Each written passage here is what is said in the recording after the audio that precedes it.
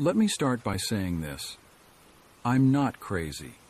I don't do drugs. I don't have a history of mental illness, and I'm not looking for attention. Hell, I barely know how to use this smartphone my son got me last Christmas. So believe me when I say that every word of what I'm about to tell you is true. It's a story about Bigfoot, but not the one you think you know. This is about Mark, and how meeting him changed my life forever. It was 1987, and I was a mess. 28 years old, college dropout, no job, no girlfriend, and a bank account that was circling the drain faster than my self-esteem. My parents, God bless them, were at their wits' end. They'd been patient, supportive even, but there's only so much a couple can take before they start to wonder if they've raised a perpetual loser. I remember the day it all came to a head. It was a Tuesday, unremarkable in every way except for the fact that it was the day my life took a sharp left turn into the realm of the unbelievable. I was sprawled on the couch, watching some mindless daytime TV and munching on a bowl of stale cereal, when my dad walked in. He was still in his work clothes, tie loosened and a day's worth of stubble on his chin. He looked tired, but there was a determination in his eyes that made me sit up straighter. "Daniel," he said, his voice gruff but not unkind, "we need to talk." I knew what was coming. It was the talk we'd been dancing around for months now. The "when are you going to get your life together" talk. The "we can't keep supporting you forever" talk. I braced myself for the worst. "Your mother and I have been patient," he began, settling into his favorite armchair. "We've tried to give you time to figure things out, but, well, son, time's up." I nodded, unable to meet his eyes. "I know, Dad. I'm trying, I really am." He sighed, running a hand through his thinning hair. "Trying isn't enough anymore, Daniel. You need to do. You need to make something happen. We can't keep watching you waste your life away on this couch." His words stung, but I couldn't argue.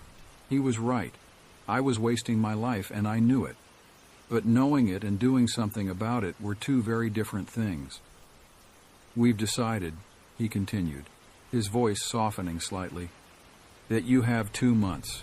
2 months to find a job, any job, and start contributing to this household.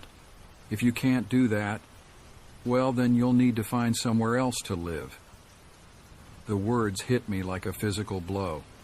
I'd known it was coming, but hearing it out loud made it real in a way I wasn't prepared for. 2 months.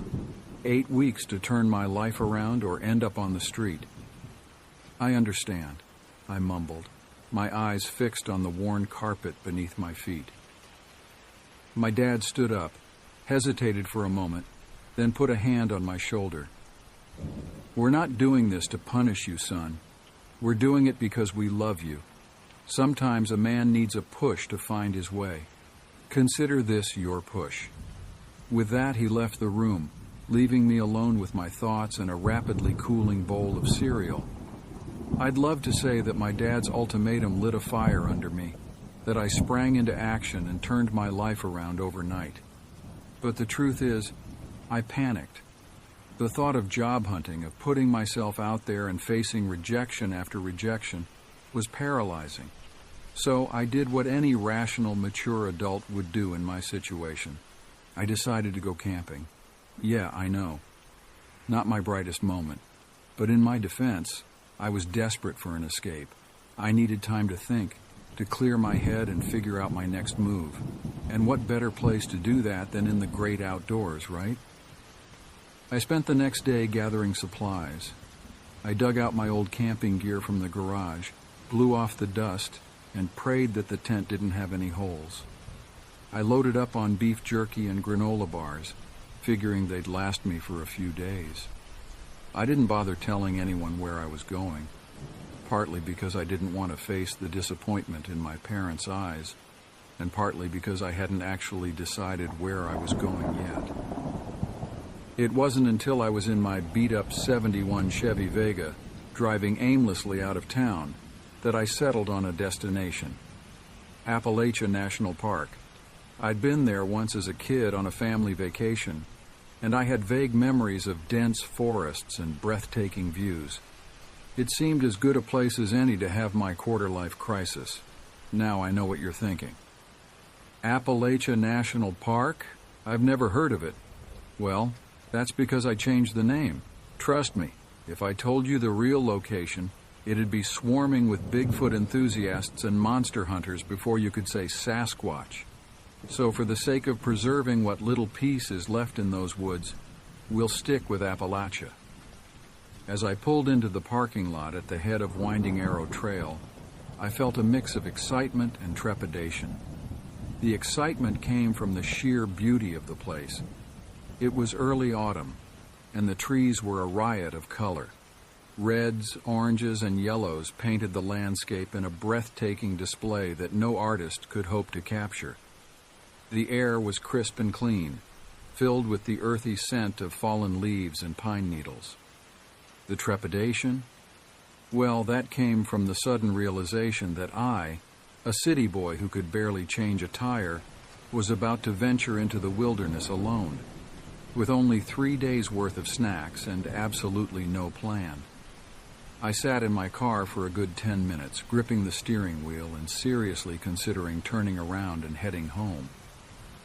But the thought of facing my parents, of admitting defeat before I'd even tried, was enough to push me out of the car. I shouldered my backpack, which felt about 100 pounds heavier than it had when I packed it, and took my first steps onto the trail. The gravel crunched under my boots, and a cool breeze rustled through the trees. It was peaceful, serene even.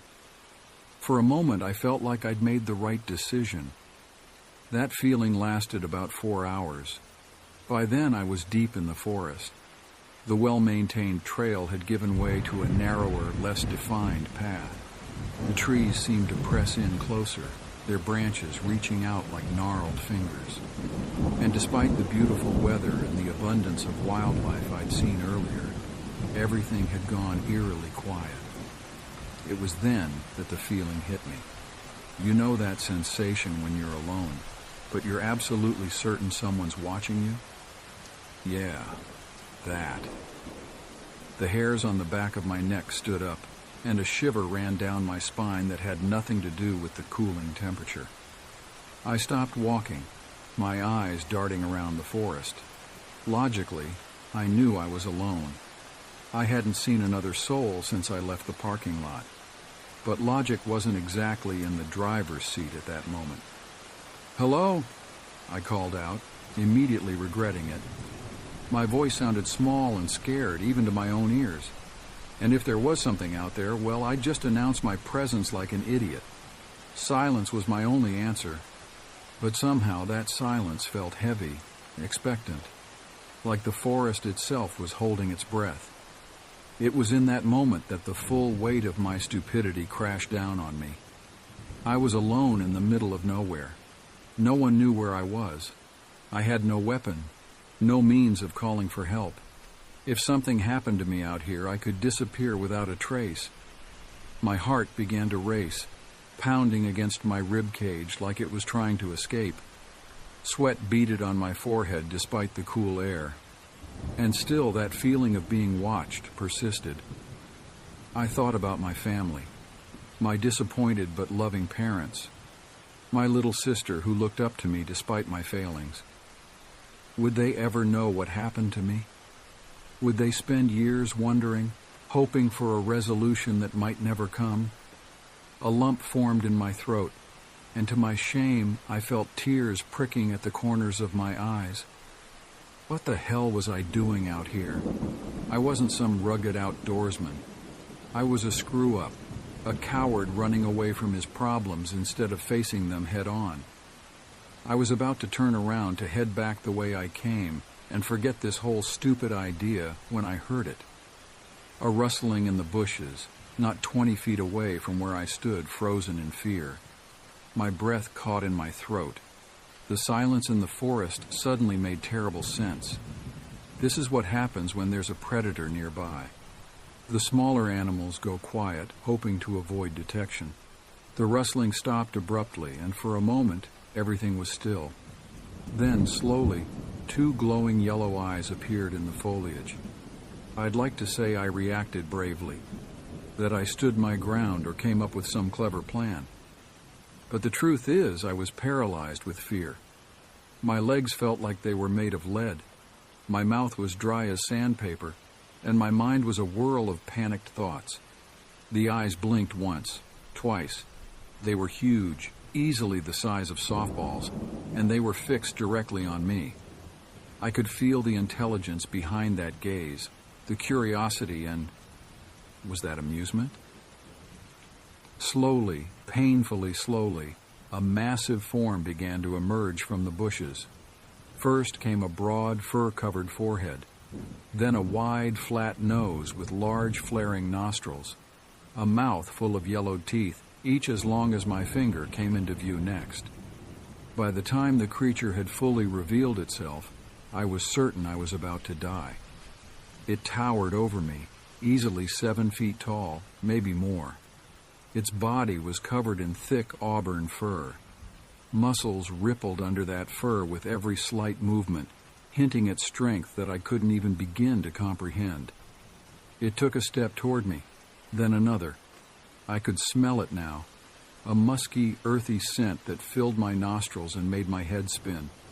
Or maybe that was just the terror. Please, I managed to stammer out, my voice barely above a whisper. Don't kill me. What happened next changed my life forever. The creature's mouth, which had been set in a grimace that showed off those terrifying teeth, suddenly curved upwards. Its eyes crinkled at the corners, and then, to my utter disbelief, it spoke. "Okay, fine," it said, its voice a deep rumble that I could feel in my chest. "I'll spare you this time, but only because you said please." I blinked. Then I blinked again. My brain, which had been running in panic mode for the past few minutes, suddenly ground to a halt. Did Bigfoot just make a joke?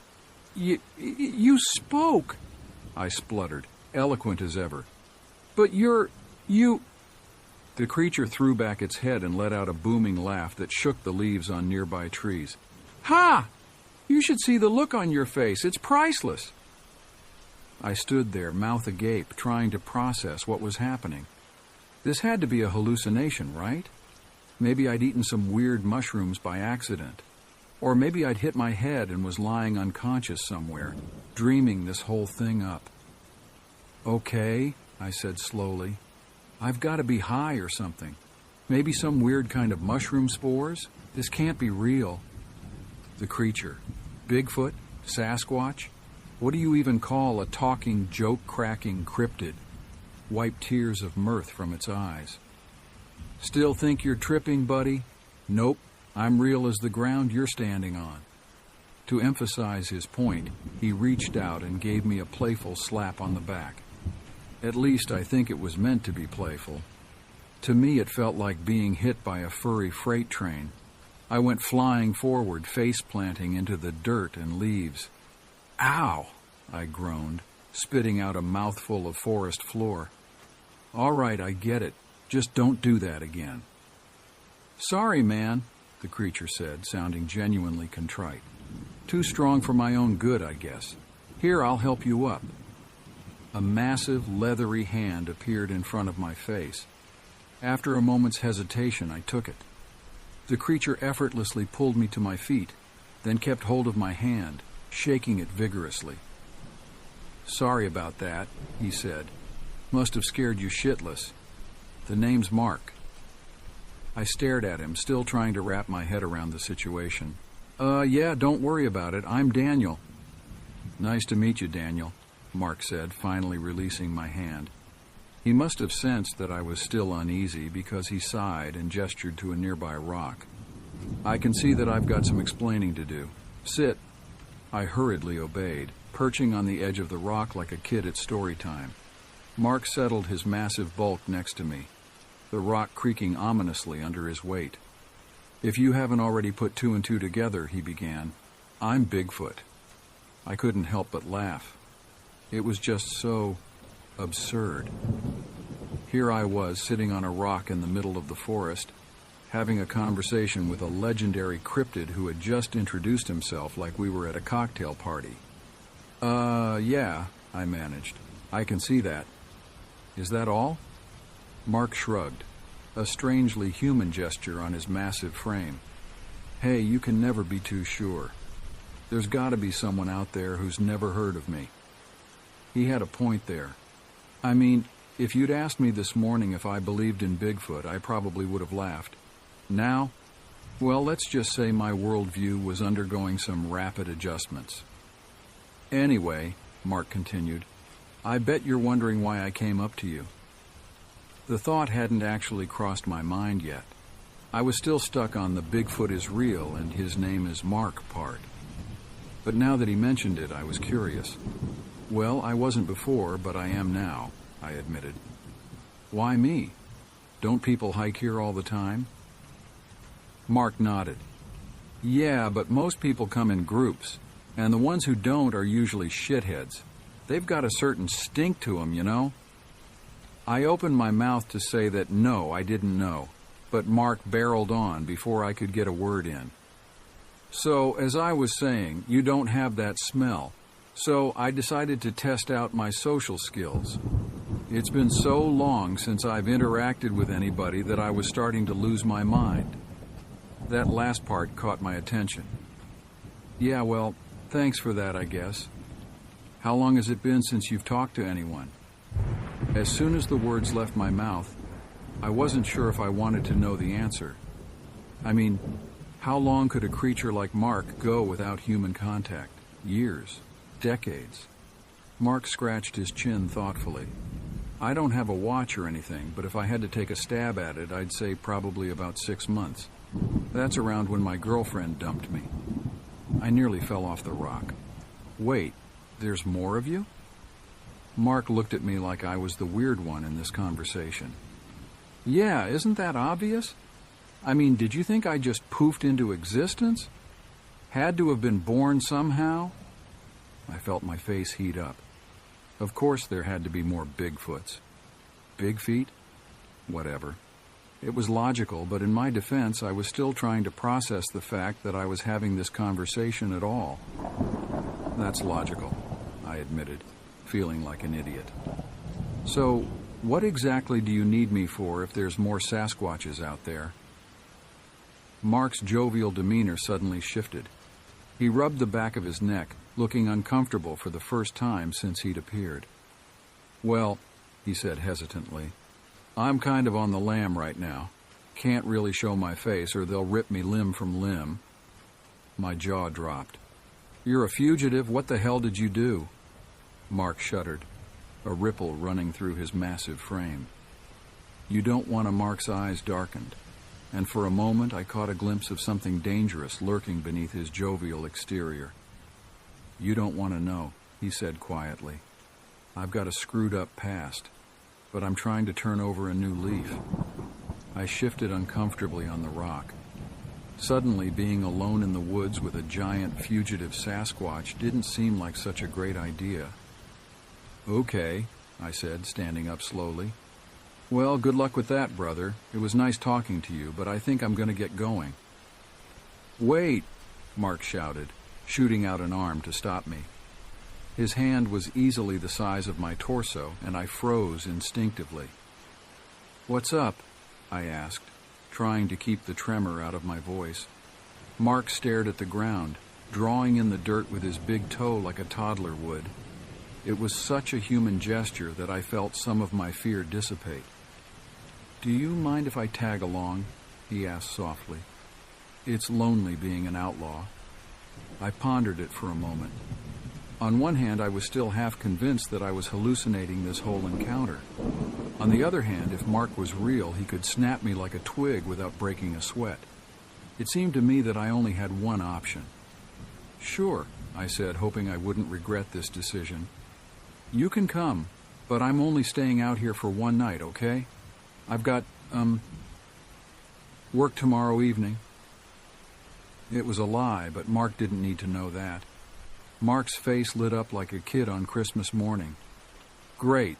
Better make the most of it then. And just like that, I found myself hiking through the Appalachian wilderness with Bigfoot as my companion. Life's funny sometimes, isn't it? As we walked, Mark kept up a steady stream of chatter. Despite my initial reservations, I found myself warming up to him. He had a wry sense of humor and a way of looking at the world that was both naive and insightful.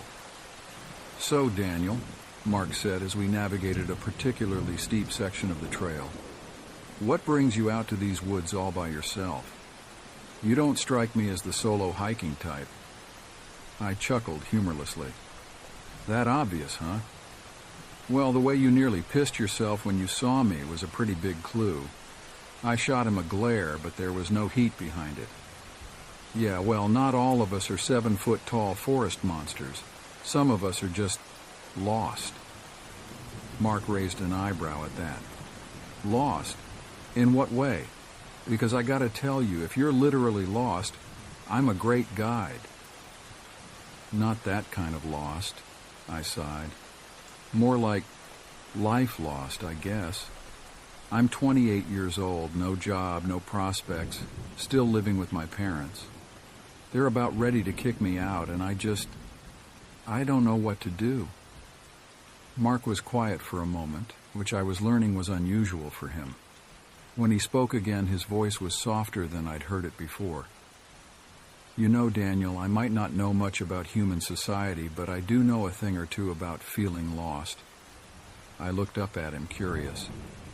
"Yeah?" He nodded, his eyes distant. "Yeah. When I was younger, and I'm talking maybe 100 years ago, give or take a decade, I felt like I didn't fit in anywhere. Too smart for the other Sasquatches, too. Well, Sasquatchy for the humans. I wandered these forests for years, trying to find my place." I nearly tripped over a root. "Wait, 100 years ago? How old are you?" Mark grinned, showing off those massive teeth. "Old enough to know better, young enough to do it anyway. But that's not the point. The point is, feeling lost is part of life. It's what you do when you're lost that matters." I mulled over his words as we continued walking. There was wisdom there, hidden beneath the fur and fangs. "So, what did you do?" I asked finally. Mark's grin widened. "I decided to make my own path. Started learning from both worlds, Sasquatch and human. Picked up English from eavesdropping on campers. Learned about human culture from discarded newspapers and magazines. And I used my Sasquatch abilities to survive and thrive in the wilderness." "That's actually pretty impressive," I admitted. "Thanks," Mark said, puffing out his chest a bit. "It wasn't easy, and I made a lot of mistakes along the way, but eventually I found a balance. Or at least I thought I had." His voice trailed off, and that darkness I'd glimpsed earlier crept back into his eyes. I wanted to ask what he meant, what had happened to make him an outlaw among his own kind, but something held me back. Maybe it was self-preservation, or maybe it was the growing feeling that Mark, despite his monstrous appearance, was becoming a friend. We walked in companionable silence for a while after that, each lost in our own thoughts. The forest around us was coming alive with the sounds of evening, birds calling to each other, small animals rustling in the underbrush. It was peaceful in a way I'd never experienced before. As the sun began to dip towards the horizon, Mark suddenly perked up.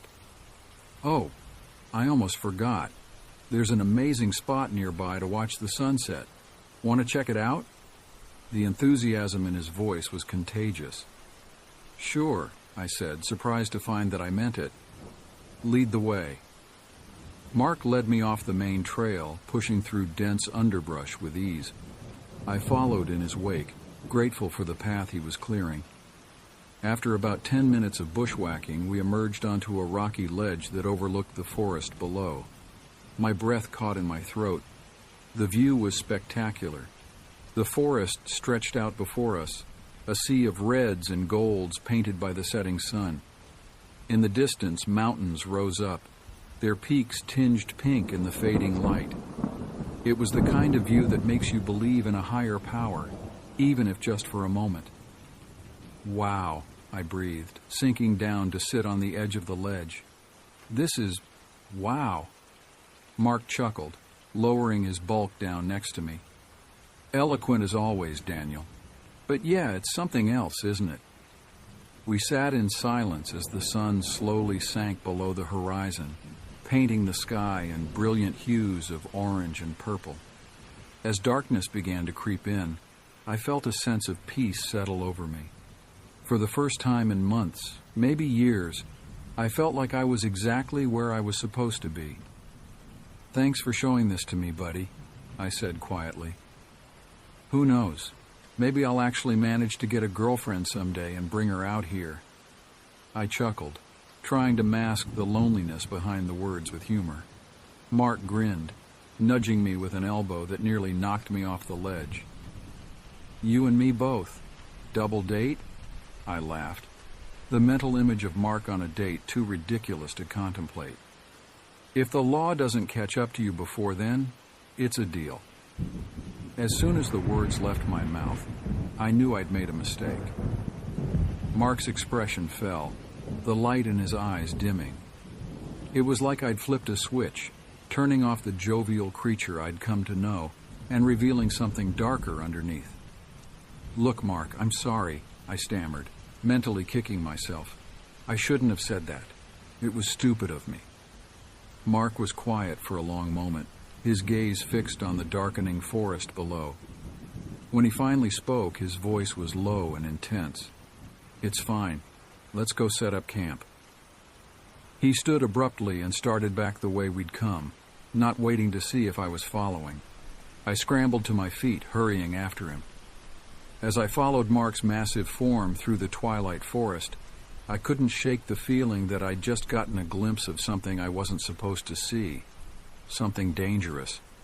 What had Mark done to become an outlaw? And more importantly, was I safe with him out here in the middle of nowhere? As we reached a small clearing that Mark deemed suitable for camping, I pushed those thoughts aside. I'd come out here to escape my problems, not to take on someone else's. Besides, despite his mysterious past, Mark had been nothing but kind to me. I owed him the benefit of the doubt. "Thanks for helping me set up," I said as we finished pitching my small tent. "Sorry I don't have a bigger tent, though.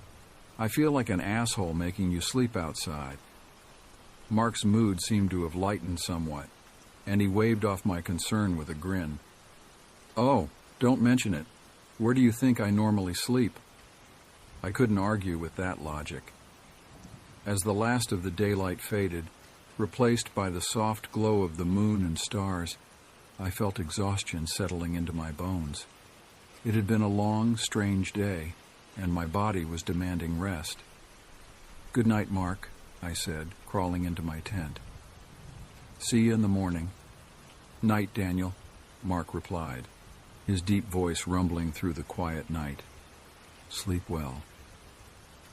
As I zipped up the tent flap and settled into my sleeping bag, I found myself smiling. Despite the weirdness of the situation, despite the lingering questions about Mark's past, I felt content. Maybe this impromptu camping trip wasn't such a bad idea after all. Little did I know the night was far from over, and the revelations it would bring would change my life forever. I'm not sure how long I slept before the first camera flash jerked me awake. At first, in my groggy state, I thought it might be lightning. But the night was clear, stars twinkling innocently above through the mesh of my tent ceiling. Then came another flash, and another. Suddenly wide awake, I sat up, my heart pounding.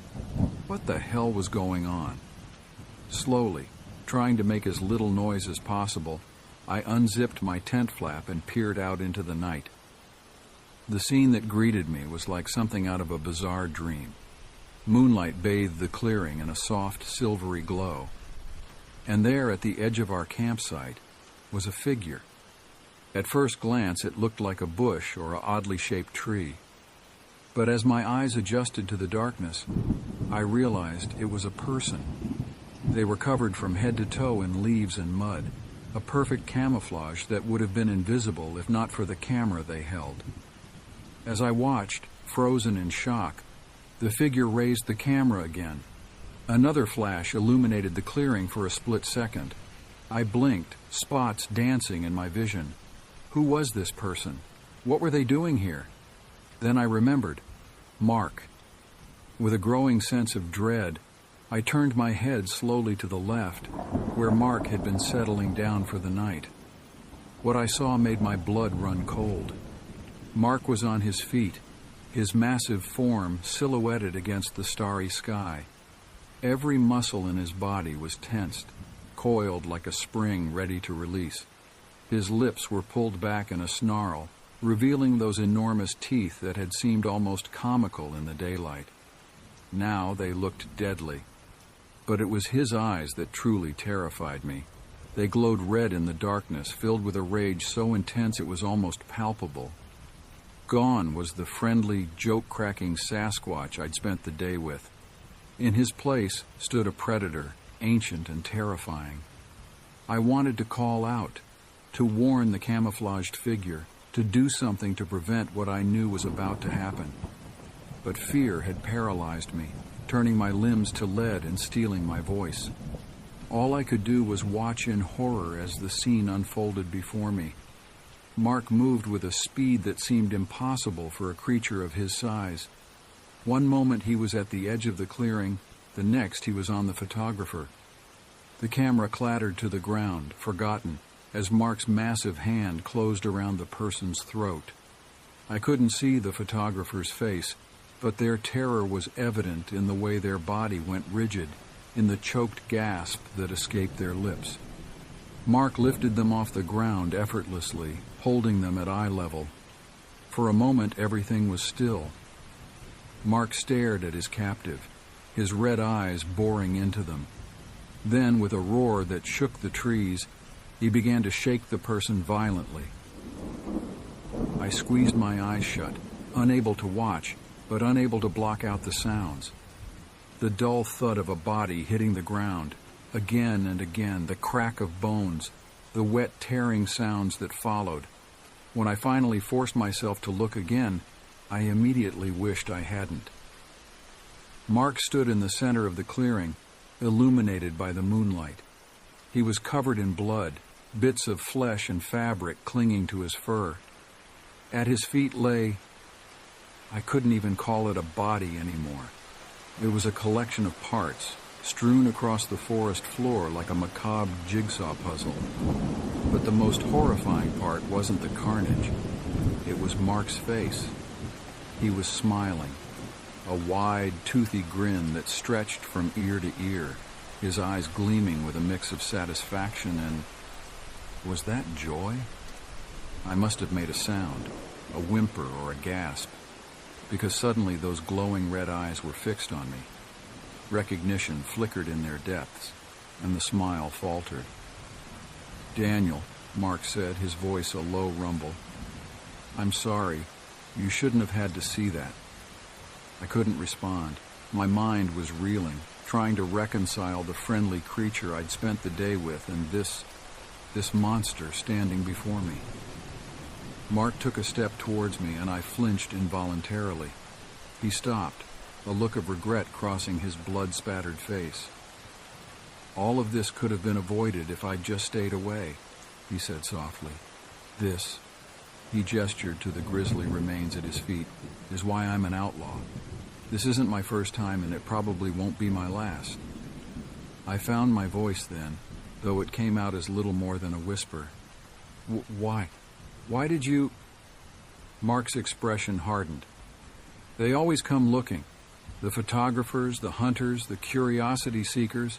They don't care that we're intelligent beings, that we have lives and families and feelings.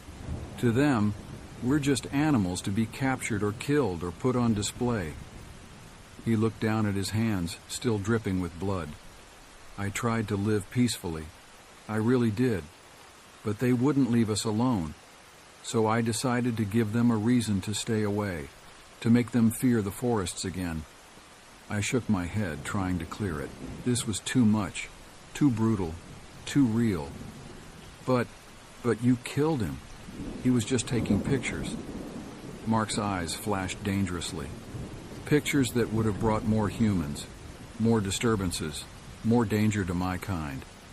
Sometimes, Daniel, you have to do terrible things to protect what you love.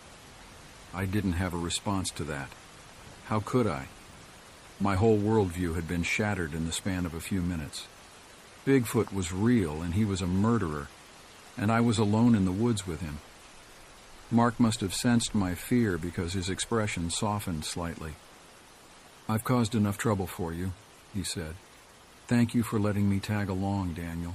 For what it's worth, you're a great guy. I'm sorry. For everything." He turned away, pausing at the edge of the clearing to look back at me one last time. There was sadness in his eyes now, mixed with the lingering rage. Then, without another word, he disappeared into the darkness of the forest. I sat there, half in and half out of my tent, for what felt like hours. My mind was a whirlwind of conflicting emotions: fear, disgust, pity, and underneath it all, a strange sense of loss. Despite everything, a part of me would miss Mark. Finally, as the first hints of dawn began to lighten the sky, I snapped out of my daze. I had to get out of here, now. With shaking hands, I packed up my tent and gear, constantly glancing over my shoulder at the woods around me. Every rustle of leaves, every snapping twig made me jump. Was Mark still out there, watching me? Or worse, were there others of his kind? I meticulously scanned the campsite, making sure I hadn't left anything behind that could tie me to this place. The last thing I needed was to be connected to a gruesome murder scene. As for the remains, I couldn't bring myself to do anything about them. The thought of touching what was left of the photographer made my stomach churn. I'd have to live with the guilt of leaving them. As I stumbled through the forest, my mind was a whirlwind of conflicting emotions. Fear, disgust, and an overwhelming sense of unreality battled for dominance. The events of the night replayed in my head on an endless loop. The camera flashes, Mark's terrifying transformation, the sickening sounds of... I couldn't even bring myself to think about it. The hike back to my car seemed to take an eternity. Every shadow looked like a lurking Sasquatch. Every rustle in the underbrush made me flinch. By the time I finally reached the parking lot, the sun was peeking over the horizon, painting the sky in hues of pink and gold. It would have been beautiful if I wasn't so terrified. I practically fell into the driver's seat of my beat-up Chevy, fumbling with shaking hands to get the key in the ignition. As the engine roared to life, I allowed myself one last look at the forest. For a moment I thought I saw a large, shadowy figure at the tree line, watching me. But when I blinked, it was gone. I peeled out of that parking lot like the hounds of hell were after me. Or maybe Sasquatches of hell would be more accurate. The gravel road rattled my old car, but I didn't slow down until I hit the highway. As the miles ticked by and the forest receded in my rearview mirror, the adrenaline that had been keeping me going began to wear off.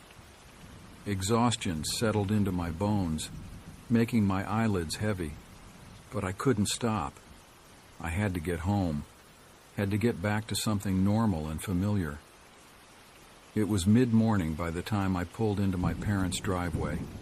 The neighborhood was quiet, people already gone to work or school.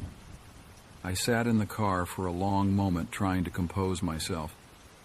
How was I supposed to act normal after what I'd just experienced? Finally, I dragged myself out of the car and up to the front door.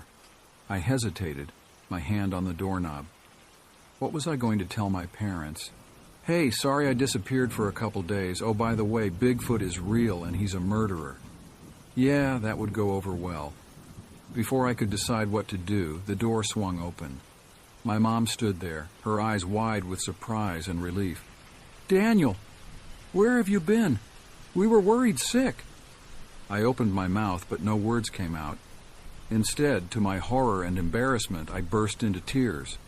The next few hours were a blur. My mom ushered me inside, calling for my dad. They peppered me with questions that I couldn't answer, their concern turning to confusion and then to worry as I sat on the couch, alternating between sobbing and staring blankly at the wall. Eventually, exhaustion won out. I fell into a fitful sleep right there on the living room couch, my parents' worried whispers fading into the background. When I woke up, it was dark outside. For a moment, panic gripped me as I thought I was back in the forest. But then I recognized the familiar surroundings of my parents' living room, and I let out a shaky breath. My dad was sitting in his armchair, watching me with a mixture of concern and frustration. When he saw I was awake, he leaned forward. "Son," he said, his voice gentle but firm, "we need to talk about what happened." I nodded, sitting up slowly. My whole body ached as if I'd run a marathon. "I know, Dad, I don't know where to start." He sighed, running a hand through his thinning hair. "How about you start with where you went? Your mother and I have been worried sick. We were about to call the police." Guilt washed over me. In my panic to escape my problems, I'd caused my parents even more worry. "I'm sorry," I said, my voice barely above a whisper. "I went camping in Appalachian National Park." My dad's eyebrows shot up. "Camping? By yourself? Daniel, that's incredibly dangerous. What were you thinking?" "I wasn't," I admitted. I needed to get away, to think. To think about what? About the ultimatum I gave you?" His voice softened. "Son, we didn't mean to push you away. We just want what's best for you." I nodded, tears pricking at my eyes again. "I know, Dad. I know. And I'm sorry. I've been such a disappointment." "No," he cut me off, moving to sit beside me on the couch. "You're not a disappointment, Daniel. You're just lost. And that's okay. We all get lost sometimes." His words reminded me of what Mark had said, about feeling lost and making your own path. The memory brought a fresh wave of emotion crashing over me. "Dad," I said, my voice shaking, "something happened out there. Something incredible and terrible, and I don't know what to do." My father's brow furrowed with concern. "What do you mean? Did someone hurt you?" I shook my head. "No, well, not exactly. It's hard to explain." "Try me," he said, settling back into the couch. "I promise I'll listen, no matter how strange it might sound." So I told him everything. About meeting Mark, about our conversations, about the sunset on the cliff, and about the photographer and the violence and Mark's terrible secret. As I spoke, my dad's expression cycled through disbelief, concern, and finally, a kind of wary acceptance. When I finished, we sat in silence for a long moment. "Daniel," he finally said, his voice careful, "that's quite a story." I laughed humorlessly. "You don't believe me." He held up a hand. "I didn't say that. I believe that something happened to you out there. Something that scared you badly. Whether it was exactly as you described or some kind of, I don't know, hallucination or misunderstanding, I can't say. But I believe that you believe it. It wasn't quite the reaction I'd hoped for, but it was better than outright dismissal. What should I do, Dad? Should I go to the police?" He shook his head slowly. "And tell them what? That Bigfoot killed someone? Son, they'd think you were crazy or on drugs. No, I think the best thing to do is to try to move on." "Move on?" I echoed, incredulous. "How am I supposed to move on from this?" My dad placed a hand on my shoulder. "One day at a time. Look, why don't you get some rest? Things often seem clearer in the morning. We can talk more tomorrow, figure out a plan for your future."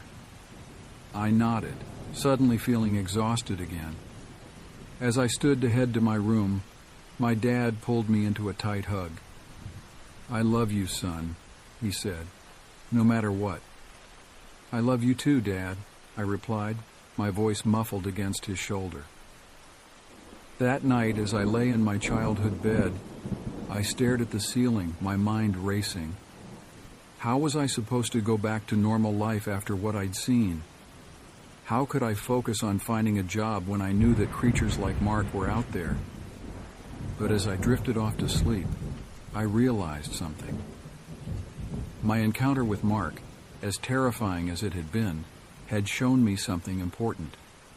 The world was bigger, stranger, and more mysterious than I'd ever imagined. And if a creature like Mark could find his way in it, maybe I could too.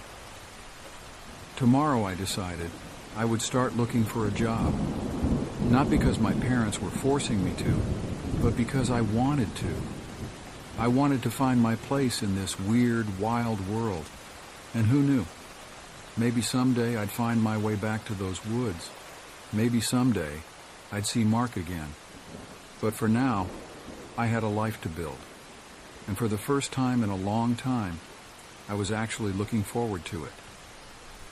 Years have passed since that fateful night in the forest. I did find a job eventually. Started at the bottom of a small tech company, worked my way up, got married, had kids. On the surface, my life looks perfectly normal, but I've never forgotten Mark or what I saw that night. Sometimes, when I'm alone in the woods behind our house, I swear I can hear a rustling in the bushes, see a flash of auburn fur. It's probably just my imagination. Probably. I've never told anyone else about what happened. Who would believe me? But sometimes, when the wind is right and the moon is full, I find myself looking out into the darkness, wondering, is he still out there? Are there others? And sometimes in my dreams, I'm back on that cliff, watching the sunset with a Sasquatch named Mark. In those dreams, things end differently. We part as friends, with promises to meet again. I wake from those dreams with a mixture of relief and regret. The world is a strange and wonderful place, full of mysteries we may never fully understand. My encounter with Mark taught me that. It also taught me that sometimes the line between monster and man is thinner than we'd like to believe. So if you're ever out in the woods and you feel like you're being watched, remember my story. And remember, sometimes saying please can save your life. But whatever you do, don't bring a camera.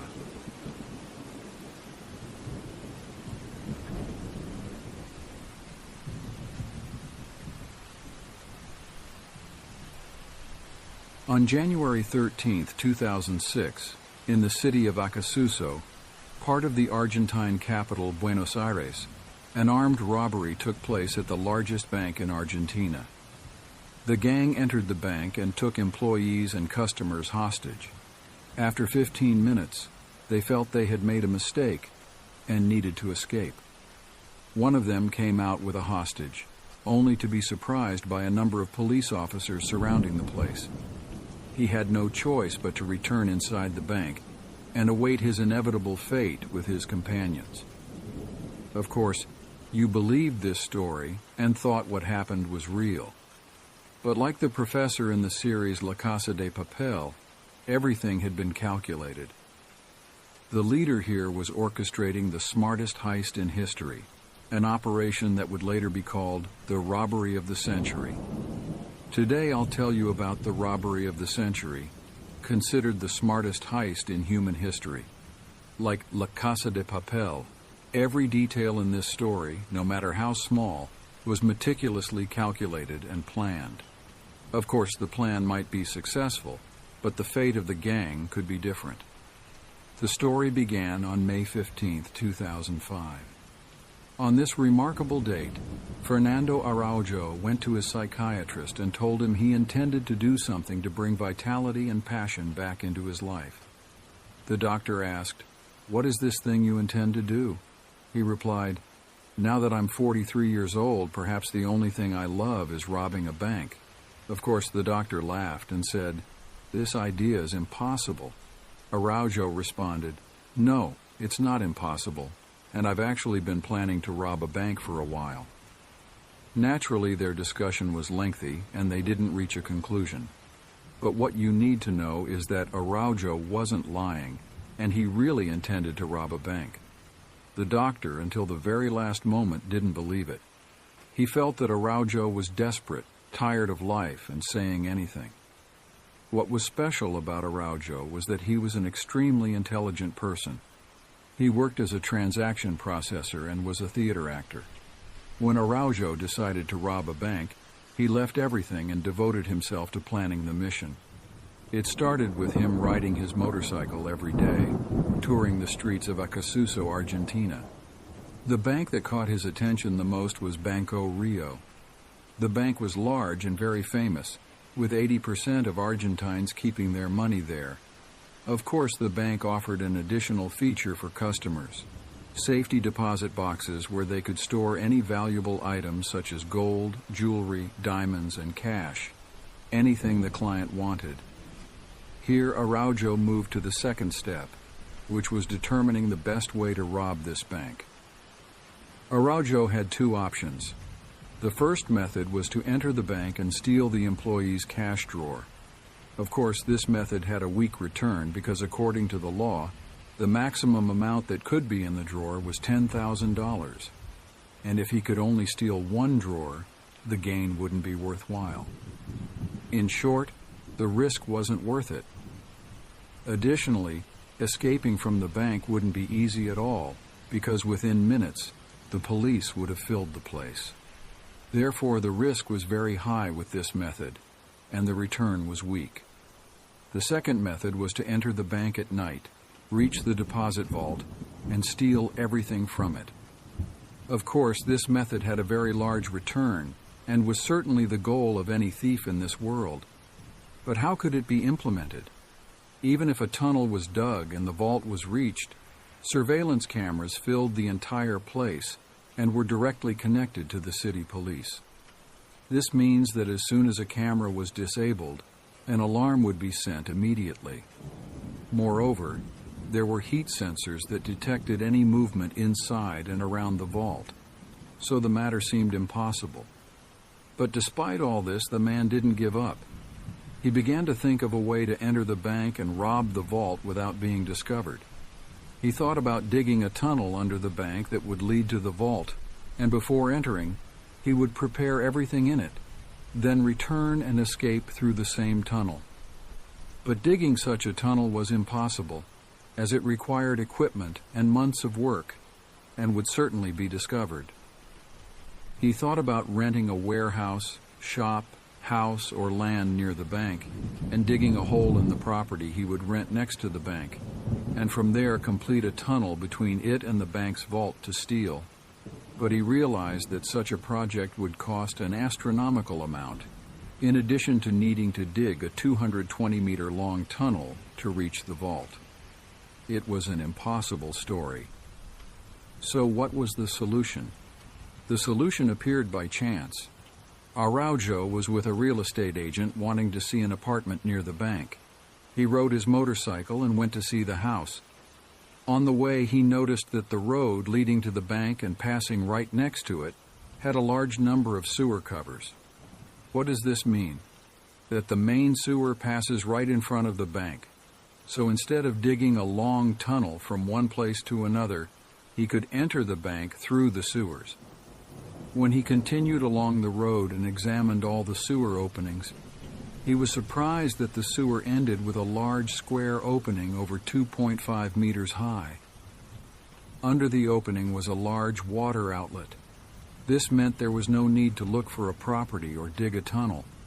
The tunnel already existed. He decided to see how far the vault was from the sewer. He noticed that the large sewer opening was only 160 meters away from the bank.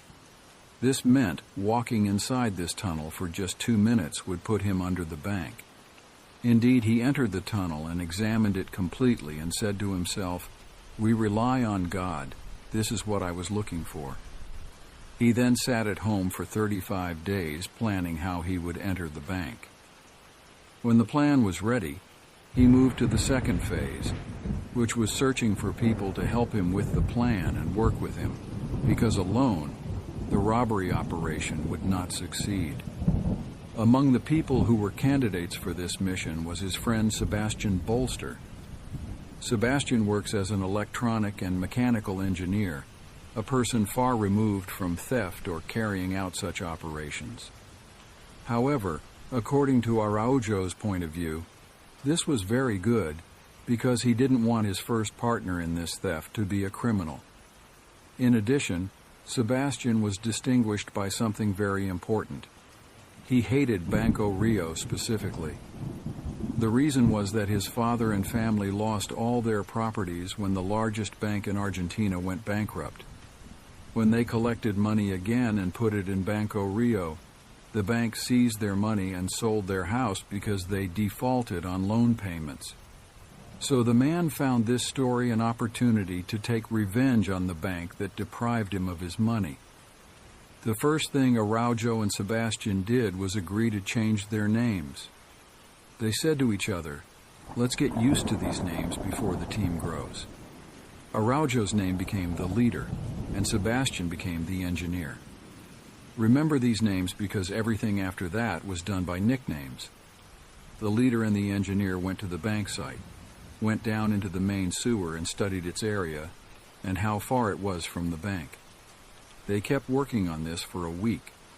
After that, the engineer went to the bank and told them he owned 6 kilograms of gold and wanted to hide it with them. They went down to the vault and started looking at it. They opened the door and showed him the deposit boxes. He asked them to open one of the boxes in front of him to see the level of security in it.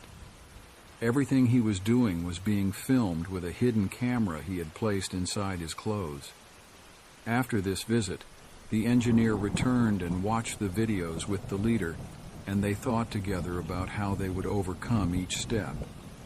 The main problem they faced was that they needed significant financial support, as they wanted to buy a lot of equipment and tools.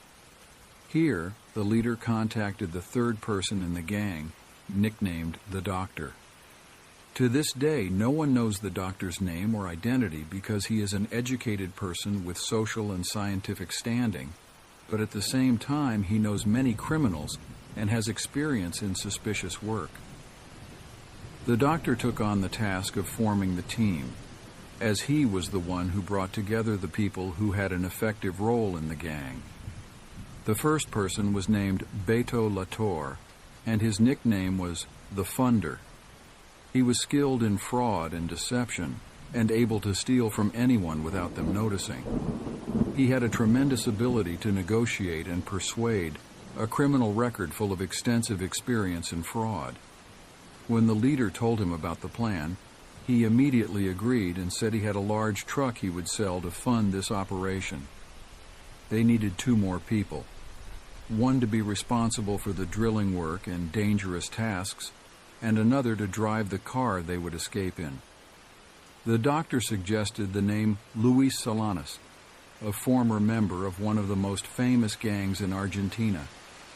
He spent 15 years in prison after being sentenced 9 times. He was a former drug dealer, a professional thief, and a brilliant actor. More than once he was transferred from prison to the hospital after pretending he was dying. Every time he did this, his goal was to get out to breathe the air outside the prison. And after all I've told you about him, imagine that they called him the Violent One. The last to join the gang was of unknown identity, and they called him the Kid. And so the team was complete. The leader, the engineer, the doctor, the funder, the violent one, and the Kid. The strange thing is that they were all smart, and each one of them had an area in which they excelled. For example, the leader asked for plans of the streets surrounding the bank, and logically the person who would bring these plans would be the doctor. Indeed, the doctor brought the street plans, but the violent one was able to bring the bank's plan itself. When they asked him how he was able to get the plan, he said to them, "We agreed at the beginning that names and sources would remain secret, so please adhere to the rule."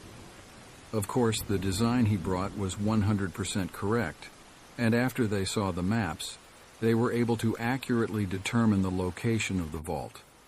The plan was to dig a tunnel that would lead them to the vault, enter, and steal what was in it. However, the drilling in the sewers was done at night. They went down into the sewers with drilling devices and equipment and began drilling from the ceiling of the sewage conduit upwards towards the vault. The distance was 30 meters, and the expected time to complete the drilling operation was 2 months. During this period, the engineer was working on something else entirely, which was how to enter the vault without activating the sensors there. There was an expensive solution, but it was the best possible, which was to design special suits that hide body heat, so the sensors would not detect body heat. After he finished the design, he bought a thermal camera and tested the suit, and indeed the experiment succeeded. The problem was that the suit was very heavy and rigid. Therefore, they would indeed enter secretly without the sensors noticing, but their movement inside the vault would be very difficult. Of course, he made a complete suit and they started training on it. It was impossible because the suit hindered their movement and they wouldn't be able to enter the bank with it.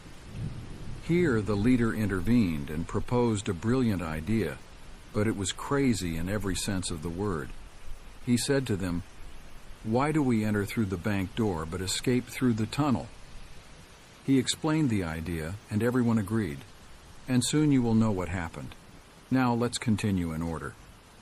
When they agreed that the entry would be through the bank door and the exit through the tunnel, the idea of thermal suits was canceled. But they needed something new, which was to have weapons when they entered the bank. The leader was against the idea of having any weapons, firstly so that there would be no harm or injury to anyone inside the bank, because his goal from the operation was to regain his passion for life and not to scare or kill people. And the second reason was that if the plan failed and they had weapons, their crime would be doubled. But with the new update to the plan, he had no solution but to have weapons. Therefore, the leader asked the funder to bring weapons for the team, but he asked for a special type that doesn't come to mind. You will know about this at the end of the story. The important thing is that the funder brought the weapons that were requested exactly. And as much as the leader was happy with the type of weapons, he invited everyone at his expense to dinner. Here we reach the final stage, which is how to escape from the bank. How will they escape from the bank? As we said, they will escape through the tunnel.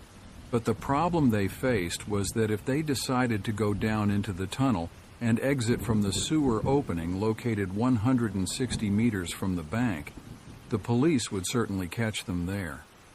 So they had to think of a brilliant way that wouldn't occur to the police.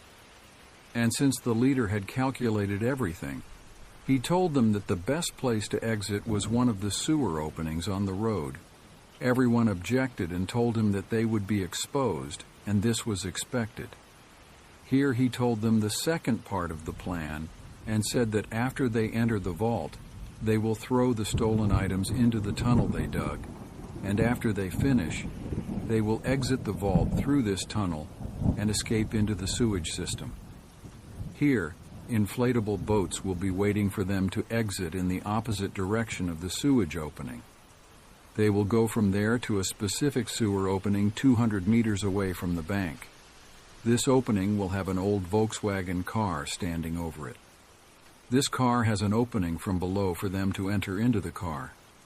Indeed, they brought a car of the required type and made this opening in it at the funder's house. Everything was happening in front of the funder's wife, and of course he told them that she was trustworthy, and it was impossible for her to talk about anything. While they were working on the car, the engineer was working on a device he called the cannon. This device was a large compressor whose job was to break the vault lock, and then this device would be used to break the locks of the safes. Of course, the device was 100% successful and able to break any lock within 7 seconds. Finally, the day of execution came and the brilliant plan began. On January 13, 2006, an old Volkswagen car stopped in front of the bank door. 4 people got out wearing gray formal suits, masked and wearing black hats on their heads. The strange thing was that their hair was blonde and long. Of course, this outfit was the leader's idea. They wore blonde wigs so that their real hair color wouldn't be known. Those who entered the bank were the leader, the doctor, the violent one, and the funder, while the engineer was inside the sewers. He entered through the tunnel until he reached the vault wall. He entered with a compressor, hammer, and equipment to break the wall. As soon as the signal arrived and he knew that his colleagues had entered the bank, he began to hit the wall to break it. The goal was to break the wall, but not to penetrate it until the leader allowed him to do so. The important thing is that the 4 masked men inside the bank took control of the bank and held everyone hostage. Their movements and behaviors were strange in a way that made everyone in the bank think they were dangerous, and at the same time gave everyone the impression that they were afraid because their plan had failed. Of course, after a quarter of an hour, the police filled the place, and it was time for the next step. The funder took one of the hostages and went out with her, pretending to be surprised by the police who filled the place, then returned inside the bank frightened. They held everyone and started behaving in a way that suggested to all the hostages that the plan had failed and that they wanted any way to escape from the main door. Here there was a person who posed a big problem for the gang, and he was the security guard who was sitting in the monitoring room behind the cameras. He was telling the police about the gang's movements, so they had to force him out of the room. The leader ran towards the guard and said to him, "For every additional minute you stay inside the room, we will kill a hostage." The violent one took one of the hostages forcefully and attacked the room and put the gun to her head. Here, the leader said to the guard, "I promise you, if you leave the room, I will get you out of the bank and hand you over to the police, and I promise I won't harm any hostage." The guard agreed, because the hostage begged him to agree. Indeed, the guard came out with one of the hostages and told the police the story. They told the police that the gang was afraid and realized that they had been exposed and that they were surrounded inside and wanted to get out in any way and were afraid for their lives. Meanwhile, the leader ran with the doctor to the vault and gave the signal to the engineer to breach the wall and enter the vault. Of course, if he had opened the wall before the guard left the room, their plan would have been exposed and they would have been in trouble. But the leader had calculated this, so he told the engineer to wait and not do anything until he gave him the signal. And after they got the guard out and disabled the cameras completely, he allowed him to break the wall. Of course, the wall broke and they opened the bags and the engineer entered with the cannon, and they started breaking all the locks of the safes and stole all their contents. Meanwhile, the violent one and the funder's task was to control the hostages and monitor the police and buy time until the robbery was completely finished. The violent one came out of the main door of the bank and pointed to the police with the phone in his hand. So the police chief understood that he was asking him to call. Indeed, the police chief called, and a dialogue began between them. The violent one said to him, "We entered the bank to steal and leave, but we didn't make it, and you came before we could escape, so we don't know what to do now." Here, the police chief noticed something strange. The violent one was visible from the bank window, and they could see and watch him. He was talking to the police chief with his foot on the desk, and his appearance suggested he wasn't afraid at all. Here, the police chief asked him, "Do you have a criminal record?" The violent one replied, "I've just gotten out of prison and haven't enjoyed my freedom yet, so I don't want to go back there. All I want is for none of the hostages to be harmed and for this story to end well. We'll tell you what our conditions are." The police chief agreed and gave him a 1-hour deadline. During this hour, the violent one returned to the leader to see if the plan was going well or not. He was surprised that the three had emptied half of the vault and packed it in bags. He was overjoyed and asked them how much time they needed. They told him they needed another hour, and everything would be ready. Here they waited until the first hour was over. Then the violent one called the police chief again and said, "We're actually very sorry and want a safe way out. I apologize to the hostages and want to do something good for them. I want you to bring us pizza for us and the hostages. We want to eat together, then leave the bank and surrender ourselves with the hostages. If you don't fulfill this condition, we have no other solution but to end our lives and the lives of the hostages with us." Of course, the police chief agreed. He wanted to absolve himself of legal responsibility for what was happening. And since he agreed to the violent one's condition to bring pizza, they had extra time to finish the operation.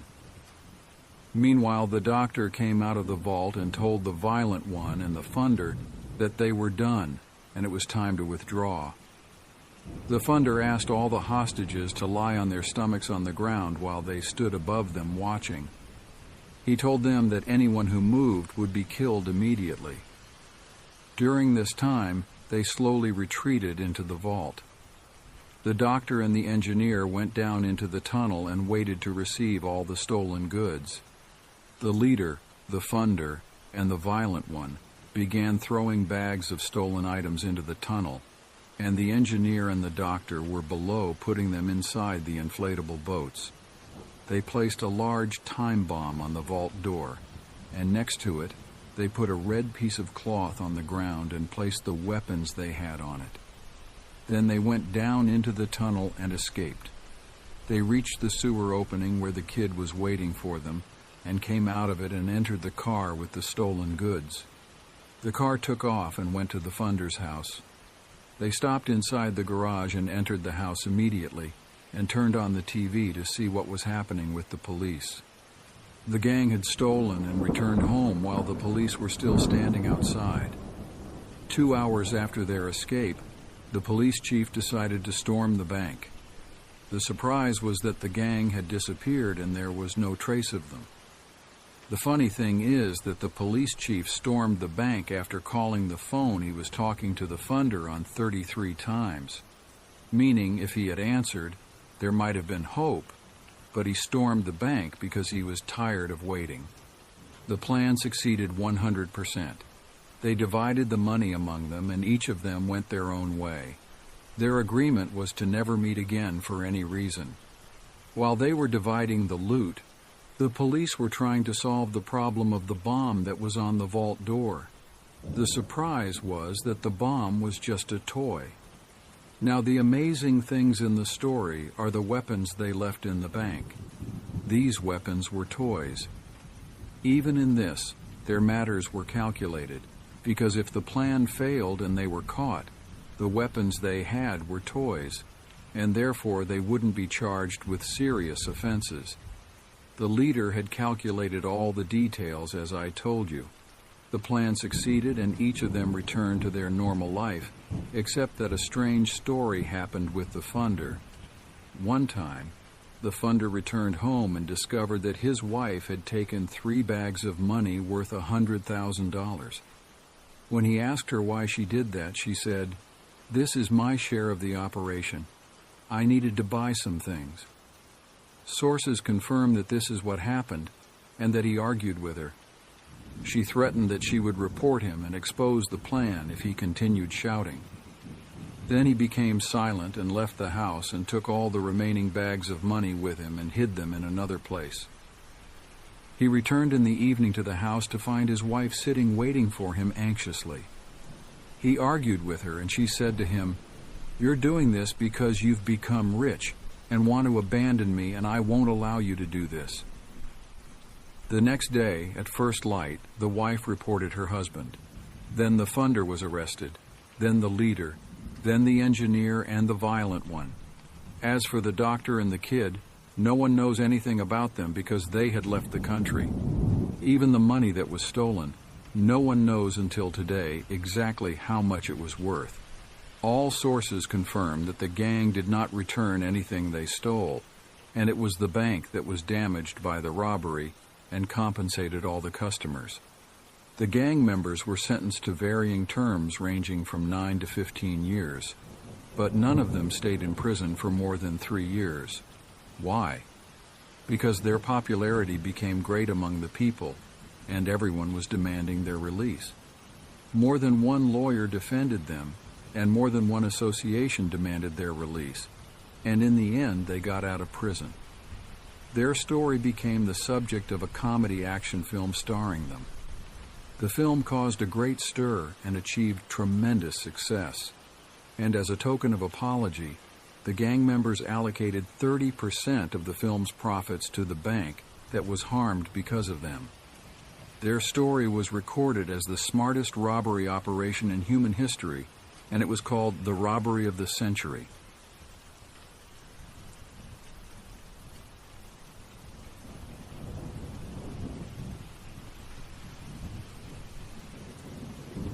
I'm not afraid of the dark. That's what I shouted at my older brother as I slammed my car door shut. Things have changed since then. I've changed. I remember the worry in his eyes, how he handed me my backpack, the way he rattled off an endless list of things I should be afraid of. Bears and mountain lions and getting lost, oh my. He presented each one as reason after reason why this idea was foolish, saying I still had time to back out, to save face. I remember rolling my eyes, snatching my backpack from his grip, tossing it into the back seat, and yelling that I'm not afraid of the dark before speeding away towards the looming silhouette of the Sierra Nevada mountains. They stood out stark against the setting sun like jagged teeth, ready to devour the sky. How I wish I had listened. I was wrong. He was right. I'm terrified of the dark now. Let me rewind a bit. It all started about a week ago. I was struggling with severe anxiety and depression, could barely leave my apartment, constantly worried about every little thing that could go wrong, just feeling numb. And enough was enough. My therapist, Dr. Amelia Chen, had suggested that I try solo hiking.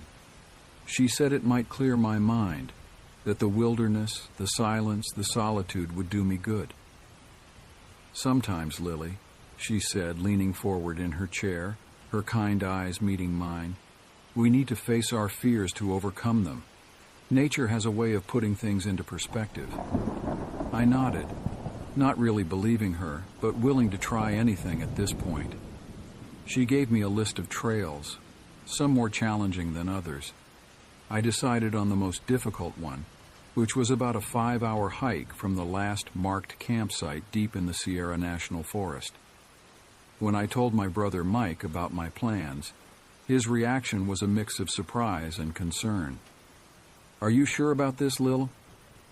His voice cracked a little. I nodded, saying nothing. He ran a hand through his hair, a habit he's had since we were kids. "I mean, it's a pretty intense trail, especially for someone who hasn't hiked in years." He paused, then shrugged. "But then again, the views are breathtaking. It'll definitely give you some perspective. And the stargazing out there is incredible." I thanked him and turned to leave, but he called out again, "Hey, Lily?" I turned back. "Don't let the wilderness spook you, okay? And remember what Dad always said. Stick to the trail no matter what you hear. You might encounter something you're not prepared for." The drive up to the Sierra was surprisingly calming. The winding roads that snaked their way through the valleys and up the mountainsides were exhilarating to navigate. And soon my mind settled into a peaceful state. I found myself humming along to the radio, something I hadn't done in months. I had decided to disconnect completely for this trip, even going as far as leaving my phone in a locker at the visitor center. I wanted to be entirely free of all digital distractions, able to focus on the present rather than worry about the past or stress about the future. The park ranger gave me an odd look when I handed over my phone, but I just smiled and said I needed a break from technology. I would be gone for 4 days and 3 nights, enough time for me to, hopefully, reset and reevaluate my life and what I was doing with it. As I drove deeper into the park, I couldn't help but feel a twinge of excitement. Maybe Dr. Chen was right. Maybe this was exactly what I needed. I soon arrived at the trailhead and parked my car. As I stepped out, the crisp mountain air filled my lungs, and for a moment, I felt more alive than I had in months. I shouldered my backpack, double-checked my map and compass, and set off down the trail. The first few hours were challenging. I was out of shape, and the steep inclines had my legs burning and my lungs working overtime. But with each step, each breath of fresh air, I felt a little stronger, a little more confident. As the day wore on, I found myself appreciating the beauty around me, the towering pines, the glimpses of snow-capped peaks in the distance, the occasional deer or squirrel darting across my path. I even managed to snap a few photos with the disposable camera I had brought along. But as the sun began to dip lower in the sky, casting long shadows across the trail, a sense of unease began to creep in. The friendly forest of the afternoon seemed to transform, becoming denser, more ominous. Shadows danced at the corners of my vision, and every snapping twig made me jump. I realized, with a sinking feeling, that I had miscalculated. I wasn't going to reach the campsite before nightfall. Panic began to set in as the last rays of sunlight disappeared behind the mountains. I fumbled with my flashlight, the beam seeming pitifully small against the encompassing darkness. "Okay, Lily," I muttered to myself, trying to keep calm. "You can do this, just a little further." But as the minutes ticked by, turning into hours, I knew I was lost. The trail had become indistinct, and in the darkness, every tree looked the same. I was exhausted, scared, and beginning to shiver in the cool night air. Finally, I stumbled into a small clearing. There in the center was a fire pit surrounded by a few logs for seating. This had to be the campsite.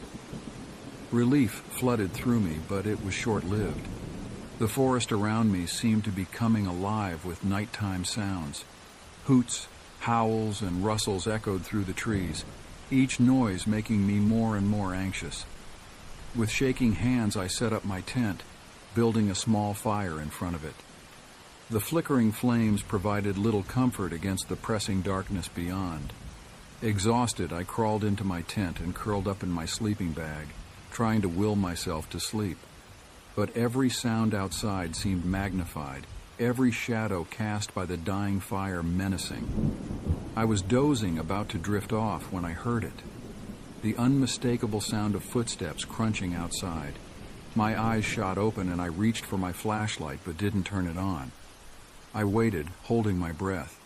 I heard the sound again. Someone or something was definitely walking around my tent. It sounded like they, whatever they were trying to be quiet, stealthy. My heart pounded in my chest so loudly I was sure whatever was out there could hear it. I held my breath, straining my ears to catch any sound, any clue as to what was circling my tent. Crunch, crunch, crunch. The footsteps were slow, deliberate. They paused occasionally as if the creature was listening, waiting. I wanted to call out to scare it away, but fear had frozen my voice in my throat. As the night wore on, the footsteps continued their eerie patrol. Sometimes they'd fade away, only to return louder than ever. Other times they'd stop right outside my tent, so close I could hear what sounded like breathing. I lay there, paralyzed with fear, my mind conjuring up all sorts of terrifying possibilities. Was it a bear, a mountain lion, or something else? My brother's words echoed in my mind. You might encounter something you're not prepared for. That went on for hours in inconsistent bursts until I finally convinced myself it was an animal, scavenging for scraps or investigating my tent.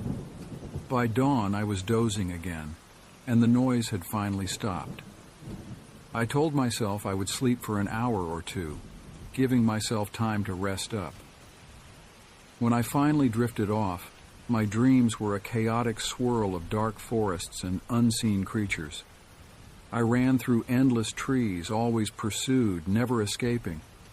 Just as something was about to catch me, I jolted awake. I woke up disoriented and exhausted and started to panic before remembering where I was. I needed to start hiking back. Now. But when I exited the tent, I saw that the sun was already setting. How was that possible? I had only meant to sleep for a couple of hours. To say I was upset would be an understatement. I hesitated for a moment, trying to decide what to do. I wanted to go home. I wanted to leave, see how far I could get. But deep down, I knew I'd instantly get lost and probably end up in a worse situation. I looked around the campsite, trying to gather my thoughts. In the daylight, it looked different, smaller, less menacing. But there was something off about it. It took me a moment to realize what it was. There were no footprints. The ground around my tent was undisturbed, save for my own tracks. Whatever had been circling my tent all night had left no trace. A chill ran down my spine as I considered the implications. Had it all been in my head? I shook off the thought and began collecting as much wood as I could to build a big fire and prepared to hunker down for another night. The light from the sun seemed to disappear unfathomably fast. As I worked, I couldn't shake the feeling that I was being watched. Every time I turned my back to the forest, the hairs on the back of my neck stood up. But whenever I spun around, there was nothing there, just trees and shadows. By the time I had a good fire going, night had fallen completely. I sat as close to the flames as I dared, drawing comfort from its warmth and light. But the darkness beyond seemed to press in, held at bay only by the flickering firelight. I tried to distract myself by going over my supplies, planning out my hike back in the morning. But my mind kept wandering, replaying the events of the previous night. What had been out there, and why hadn't it left any tracks? As the fire began to die down, I reluctantly prepared for another night in the tent. This time I brought a large branch in with me, clutching it like a child might hold a teddy bear. It wasn't much of a weapon, but it made me feel a little safer. The third night was problematic. I sat awake in my tent for hours after the sun went down, waiting. I'd left the fire going for as long as the wood lasted. I know this isn't proper camping etiquette, but I was improvising and I was absolutely terrified. The darkness around me seemed to crush the light from the fire, making it seem small and ineffective, a tiny candle in a sea of shadows. For hours I sat there, listening, afraid. Finally, I realized I was just being ridiculous, that what I had heard the night before was nothing to fear, that my subconscious was just playing tricks on me, keeping me alert for no reason. So I bundled myself up and laid down, and I heard it. Softly at first, a footstep, then 2, 3, growing louder, bolder. I sat up, my eyes widening and my breath quickening. What was that? I had to know. I wasn't thinking clearly. I was operating purely out of fear. I heard the noise. It sounded like something running around and around my tent. Suddenly, the side of my tent pushed in as if someone was slapping it from the outside. "Hey!" I yelled, startled beyond belief. "Hey! I'm awake! I'm in here!" I tried to stand, tripping myself up in my sleeping bag in the process, and stumbled into the front of the tent. Scrambling up, I swiftly unzipped the flap and ran outside with my flashlight. I saw a shape scurry away, and against all better judgment, I followed. And there, standing at the edge of the firelight, barely visible, was the silhouette of a person. They were standing with their back towards me. Their arms were hanging in strange positions by their sides, their head pointed straight away from me. I took a step towards them, and a branch cracked underneath me. The sound seemed to startle the person, and they turned their head ever so slightly. "Hey," I said again, my voice shaking. "What are you doing?" And then a sound rose up, a sound that crescendoed into a scream. It was laughter, but unlike any laughter I had ever heard before. It echoed around me, rattling in my skull, seeming to come from everywhere and nowhere at once. I ran, leaping into my tent, zipping it up behind me, curling into my sleeping bag, terrified beyond words. And the world around me exploded, or rather imploded.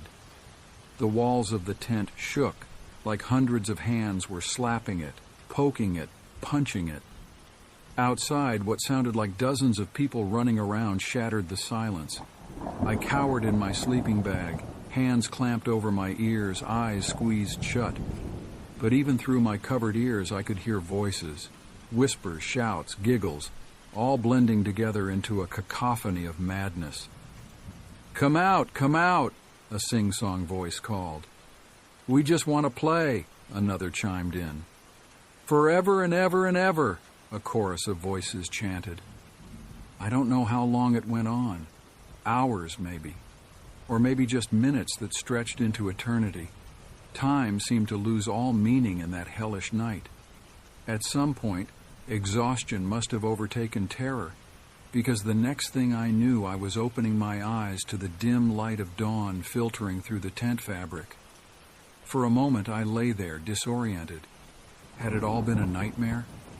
But as I sat up, the events of the night came rushing back, along with a fresh wave of fear.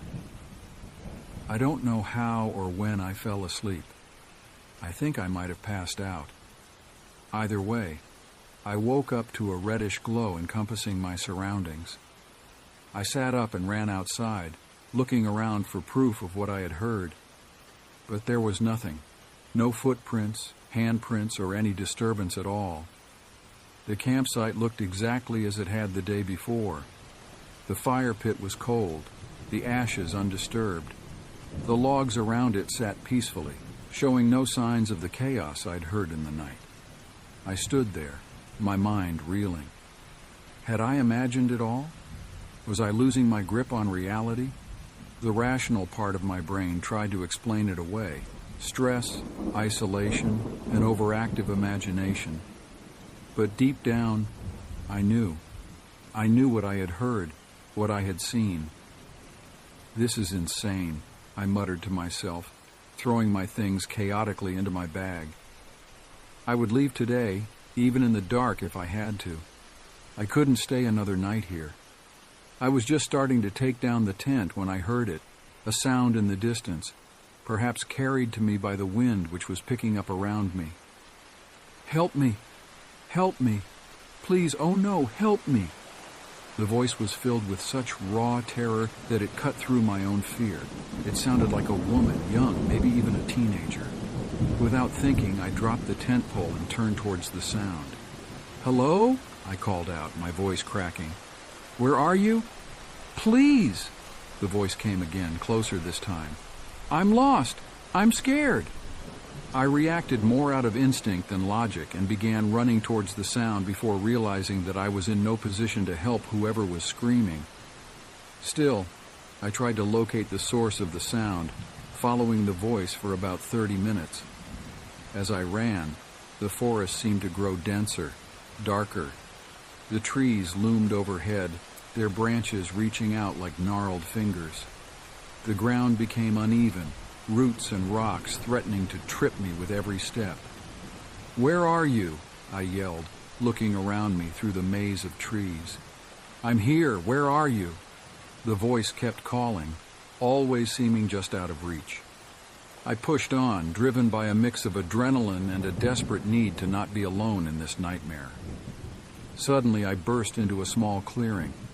The voice had stopped. I spun around, trying to get my bearings. "Hello?"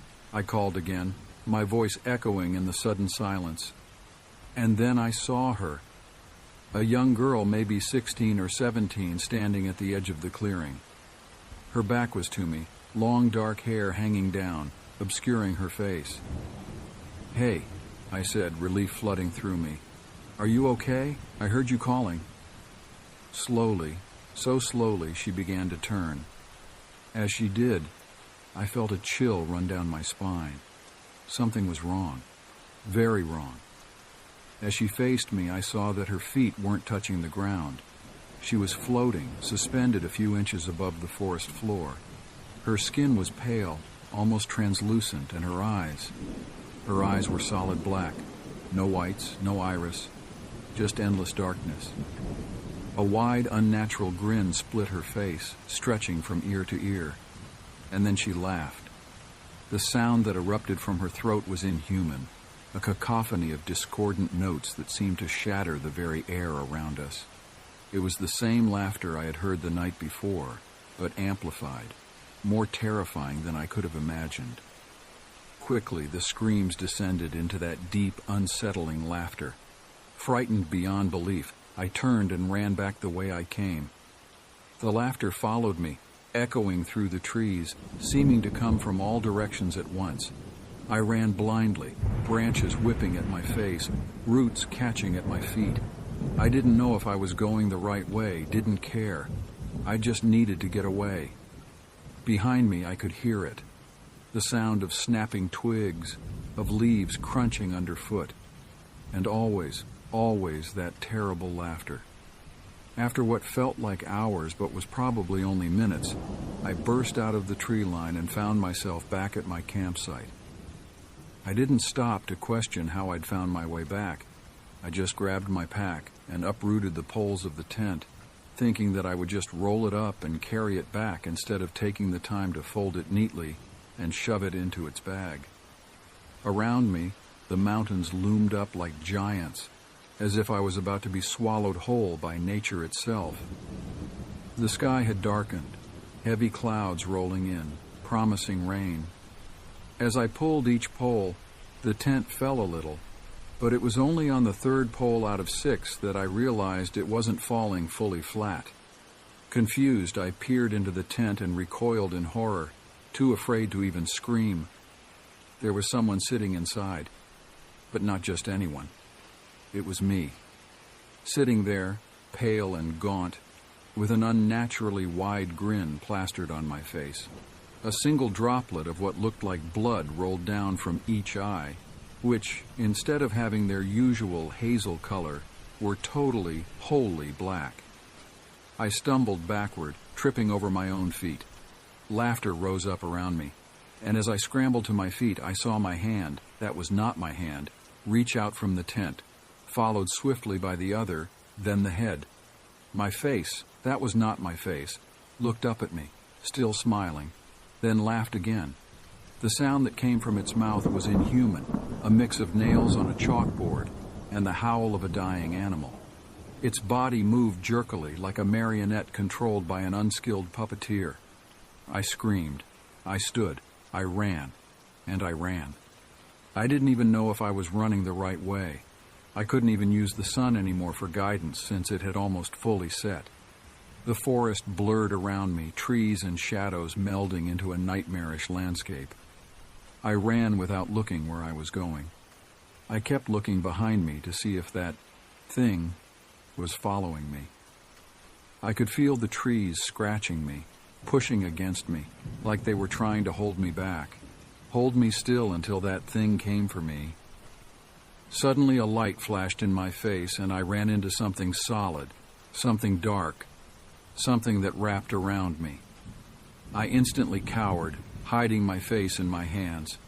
"Whoa! Oh, please, no, no, no." I heard my own voice, terrified, shaking. Hey, calm down. It's okay, you just startled me. Calm down, what's wrong?" I looked up and into the concerned blue eyes of a human face. The face of a middle-aged woman, to be exact. She was holding me steady. The flashlight she was using lay fallen at our feet, creating strange shadows behind us. I looked back, fearful of what I might see, but there was nothing, only trees swaying slowly in the slight breeze. "Hey," she said again. "Was that you, screaming? I came out here to check." I couldn't speak. I was too terrified. I shook my head. "Were you camping out there alone?" she asked, letting me go and bending down to retrieve the flashlight. I nodded, then began crying. The tears came suddenly, a dam breaking. All the fear, all the confusion of the past few days poured out of me in great, heaving sobs. The woman awkwardly patted my shoulder, clearly unsure how to handle a young woman breaking down in front of her. "Hey, it's okay. It can be spooky out here. Come on, my vehicle is right over there." She gestured with her head back behind her. I wiped my nose and blinked, finally finding my voice. "Who are you?" She glanced at me, then away. "I'm, a forest ranger." But she didn't look like one. She was wearing a smooth black pantsuit and white shirt, and her shoes were polished leather, not hiking boots. In the beam of the flashlight, I could see that her suit was immaculate, not a speck of dirt or a wrinkle to be seen. It was as if she had just stepped out of an office, not been trekking through the woods. "Come on," she said again, taking my pack and swinging it onto her back. As she did so, her jacket flapped slightly, and I saw what looked like a handgun strapped to her belt. 1,000 questions raced through my mind. Who was this woman, really? What was she doing out here, dressed like that? But exhaustion and relief overwhelmed my curiosity. "Okay," I said, looking back behind me again. "How did you find me?" She shrugged. "Good hearing." We entered a small clearing, and I saw a matte black SUV with tinted windows, headlights flaring, engine idling, parked in the middle of it. It was sleek, expensive looking, definitely not standard issue for park rangers. She popped the trunk and threw my bag in as I climbed into the passenger side seat. The interior was all black leather and gleaming technology. It smelled new, with a faint undertone of something else. Ozone, maybe. She climbed into the driver's seat and asked me where she should take me. I told her the lot number, and we were on our way. As we drove, I kept sneaking glances at my mysterious rescuer. Her face was impassive, eyes fixed on the road ahead. In the glow of the dashboard lights, I could see that her hair was perfectly styled, not a strand out of place. Who goes hiking with hair product? After a few moments, she flipped the cubby between us open and pulled out a bag. "Trail mix?" she asked, holding out the bag to me. I took it gratefully and began eating. The familiar salty crunch was comforting, grounding me back in reality after the surreal horrors of the past few days.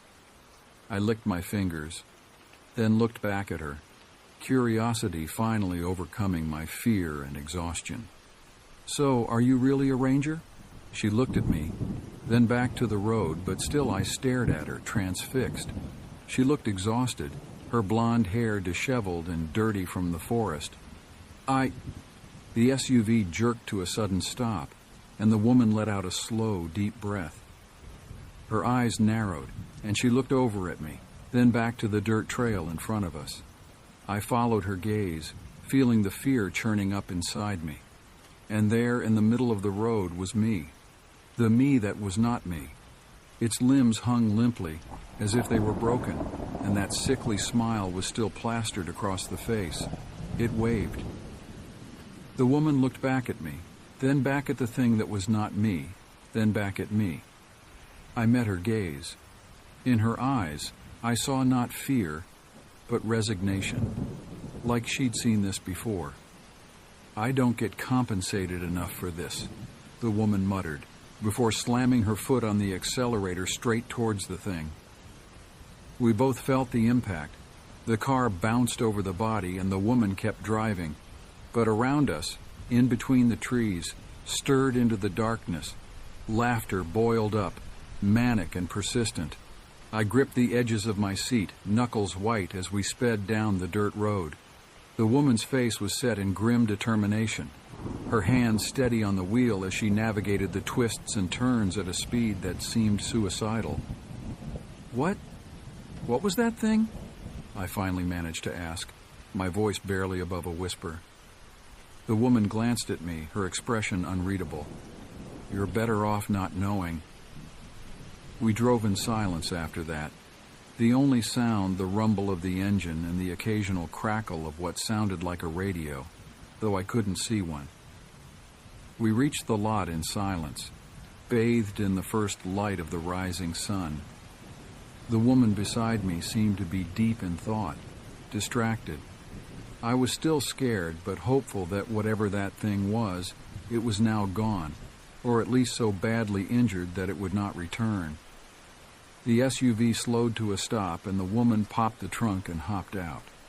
She walked to the back and grabbed my pack as I jumped out.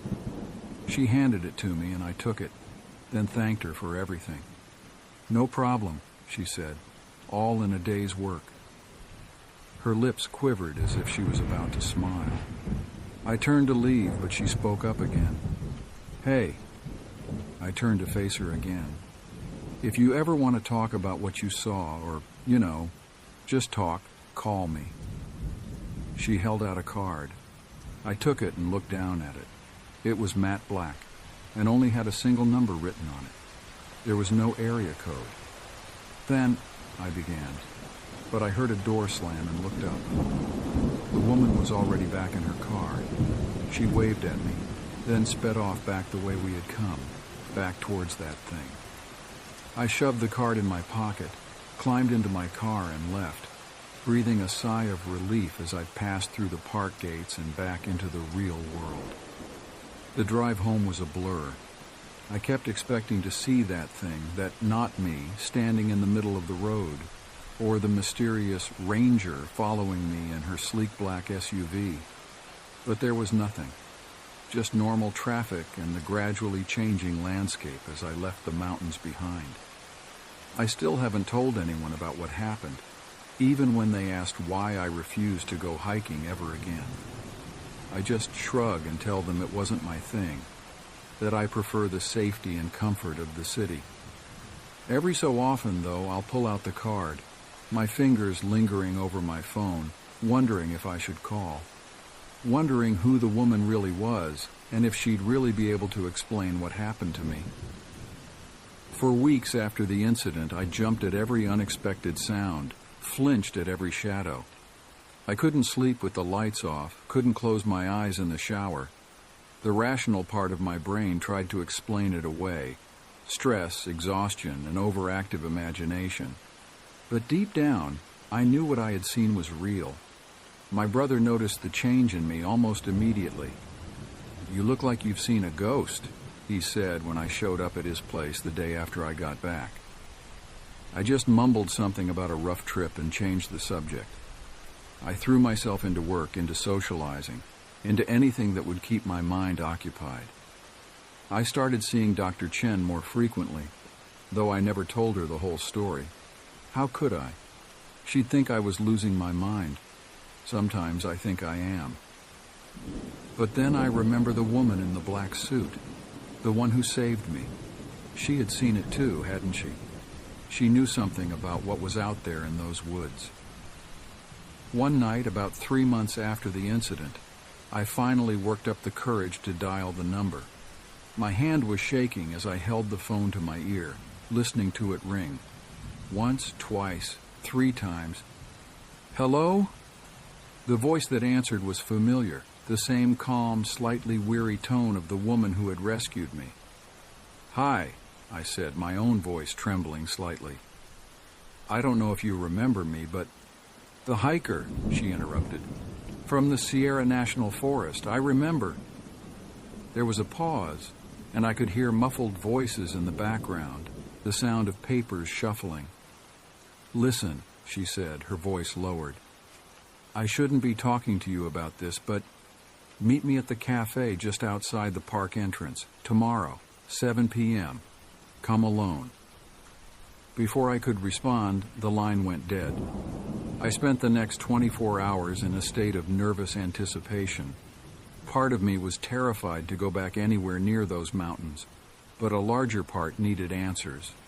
I needed to know that I wasn't losing my mind, that what I had experienced was real. The cafe was nearly empty when I arrived, just a few tourists sipping lattes and scrolling through their phones. I slid into a booth near the back, my eyes darting nervously to the door every few seconds.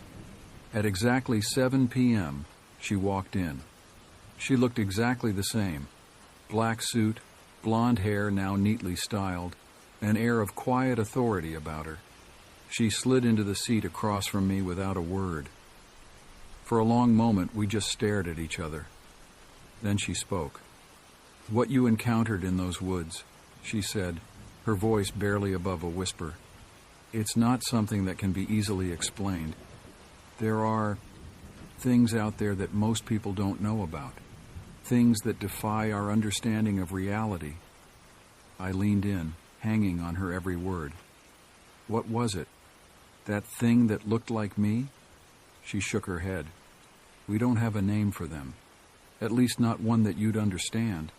They're entities, beings from somewhere else, somewhere beyond." "Beyond what?" I asked, my voice barely a whisper. "Beyond everything," she replied. "Beyond our world, our understanding of existence itself." I sat back, my mind reeling. "Who are you, really?"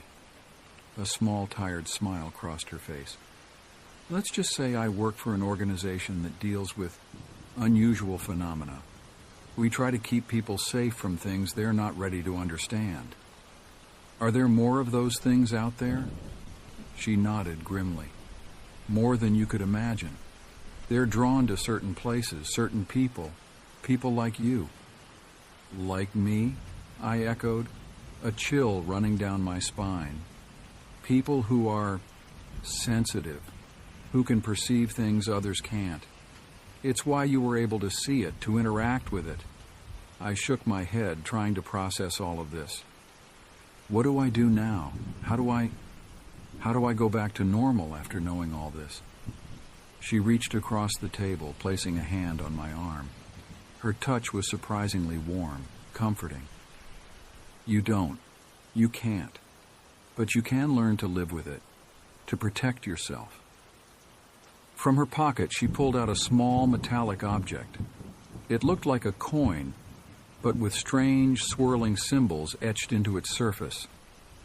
"Keep this with you," she said, pressing it into my palm. "It won't stop you from seeing them, but it will offer some protection. They won't be able to interact with you directly." I closed my fingers around the coin, feeling its weight, its warmth. "Thank you," I whispered. She stood up, straightening her jacket. "I have to go, but remember, you're not alone in this. There are others out there like you, like us. Stay vigilant, stay safe." With that, she turned and walked out of the cafe, leaving me alone with my thoughts and a world that suddenly seemed much larger, much stranger, and much more dangerous than I had ever imagined. Since that night, I've been learning to live with my new reality. The coin never leaves my possession, a constant reminder of what's out there. I've started researching, cautiously reaching out to others who've had similar experiences. Sometimes late at night, I'll catch a glimpse of something out of the corner of my eye, a shadow that moves wrong, a face that's not quite human. But I'm not as scared anymore. I'm vigilant. I'm prepared. And I know now that I'm not alone in this. But still, every time I see the mountains looming on the horizon, I can't help but shudder, because I know what's out there, waiting in the deep, dark woods. And I know that one day, I might have to face it again. Until then, I'll keep the coin close, keep my eyes open, and hope that the woman in the black suit is out there, keeping watch over those who stumble into the spaces between our world and the beyond. Because now I know the truth. I'm not afraid of the dark. That was a lie. There are things out there worth being afraid of, things beyond our wildest imagination. And knowledge? Knowledge is the most terrifying thing of all.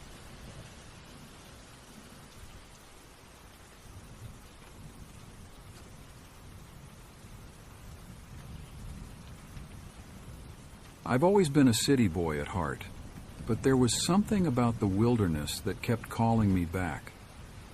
Maybe it was the crisp air, untainted by exhaust fumes and city smog. Or perhaps it was the silence, broken only by the rustling of leaves and the occasional bird call. Whatever it was, I found myself heading out to the Whispering Pines National Forest at least once a month, sometimes alone, sometimes with my best friend, Jake. Jake and I had been friends since college. We were an odd pair. Me, the quiet accountant who preferred numbers to people, and him, the boisterous construction worker who never met a stranger. But somehow we clicked. Maybe it was our shared love for the outdoors, or maybe it was just that opposites really do attract. Whatever the reason, we'd been thick as thieves for over a decade. It was Jake who first introduced me to camping. I remember that first trip like it was yesterday. I was a nervous wreck, convinced that every rustle in the bushes was a bear coming to maul us. Jake just laughed, cracked open a beer, and told me to relax. "Nature ain't out to get you, buddy," he'd said, his voice carrying easily in the quiet of the forest. "You just gotta respect it, that's all." Over time, I learned to love it as much as he did. The peace, the quiet, the way the stars seemed to shine brighter out here, away from the city lights. It became our escape, our way of resetting when the world got to be too much. But if I'd known what was waiting for us in those woods, I might have never set foot in them again. It was supposed to be a routine trip. 3 days, 2 nights, just like we'd done 100 times before. We'd hike in, set up camp, do some fishing, maybe spot some wildlife. Nothing we hadn't done before. Nothing that should have gone wrong. We set out early on a Friday morning, the bed of Jake's old pickup loaded down with our gear. The drive out to the forest was filled with our usual banter. Jake talking about his latest project at work, me griping about the new tax codes I had to memorize. Normal stuff. Boring stuff. God, how I miss boring now. The ranger at the entrance checkpoint gave us a friendly wave as we drove in. We'd become regulars over the years, and most of the park staff knew us by sight, if not by name. "Heading to your usual spot?" she asked, leaning out of her booth. Jake flashed her his trademark grin. "You know it, Sarah. Any warnings we should know about?" Sarah shook her head. "Nothing major. There's been some increased bear activity near Crescent Lake, but you boys aren't heading that way, are you?" "Nah, we're sticking to the eastern trails," I chimed in. "Thanks for the heads up, though." She waved us through, and we continued down the winding dirt road that led deeper into the forest. As the trees closed in around us, I felt the familiar sense of peace settling over me. Out here there were no deadlines, no angry clients, no bills to pay. Just us and the wilderness. If only I'd known it would be the last time I'd feel that peace. We reached our usual parking spot around noon. It was a small clearing just off the main road, barely big enough for Jake's truck. From here, it was a 2-hour hike to our preferred campsite. As we unloaded our packs, I noticed Jake seemed distracted. He kept glancing at the tree line, his brow furrowed. "Everything okay?" I asked, shouldering my backpack. He blinked, then shook his head as if to clear it. Yeah, just thought I saw something in the trees. Probably nothing." I followed his gaze, but saw nothing but the dense forest. "Bear?" "Nah, didn't look like a bear. It was... I don't know. Forget it. Let's get moving before it gets too late." I should have pressed him further. Should have asked what he thought he saw, but I didn't. I just nodded, locked up the truck, and followed him into the woods. The hike was uneventful, just the way I liked it. The trail was familiar, every twist and turn etched into my memory from countless trips before. We chatted as we walked, our voices mingling with the sounds of the forest. But every now and then, I'd catch Jake looking over his shoulder, his eyes scanning the trees behind us. Each time I'd follow his gaze, but I never saw anything out of the ordinary. We reached our campsite late in the afternoon. It was a beautiful spot, a small clearing nestled between 2 hills with a babbling brook nearby. We'd discovered it on our 3rd trip out here and had been coming back ever since. As we set up camp, I couldn't shake the feeling that something was off. The forest seemed quieter than usual. The birds weren't singing as much, and even the insects seemed subdued. "Hey, Jake," I said as I hammered in a tent stake. "Does something feel weird to you?" He paused in the middle of unrolling his sleeping bag. "What do you mean?" "I don't know. It's just quiet. Too quiet, maybe." Jake listened for a moment, then shrugged. "Maybe. Could be a storm coming in. Animals get quiet before bad weather sometimes." I nodded, but I wasn't convinced. The sky was clear, with no hint of clouds, but I pushed the feeling aside. We were here to relax, after all. No point in borrowing trouble. As the sun began to set, we got a fire going. Jake had always been better at it than me, able to coax flames from even the dampest wood. Tonight was no exception. Soon we had a cheerful blaze going, casting flickering shadows across our campsite. We sat around the fire, cracking open beers and heating up some canned chili. It was our traditional first night meal, a tradition we'd kept up for years. As we ate, Jake suddenly sat up straight, his eyes fixed on something behind me. "What is it?" I asked, turning to look. But there was nothing there, just the dark forest, the trees barely visible in the firelight. Jake shook his head. "Nothing. Thought I saw... Never mind. Pass me another beer, would you?" I handed him a can, studying his face. He looked tense, his usual easygoing expression replaced by something I couldn't quite read. "Jake, what's going on? You've been jumpy all day." He sighed, taking a long pull from his beer before answering. "I don't know, man. I've just got this feeling, you know? Like we're being watched." A chill ran down my spine, and not just from the cooling night air. "Watched? By what?" "If I knew that, I wouldn't be so freaked out, would I?" He forced a laugh, but it sounded hollow. "It's probably nothing.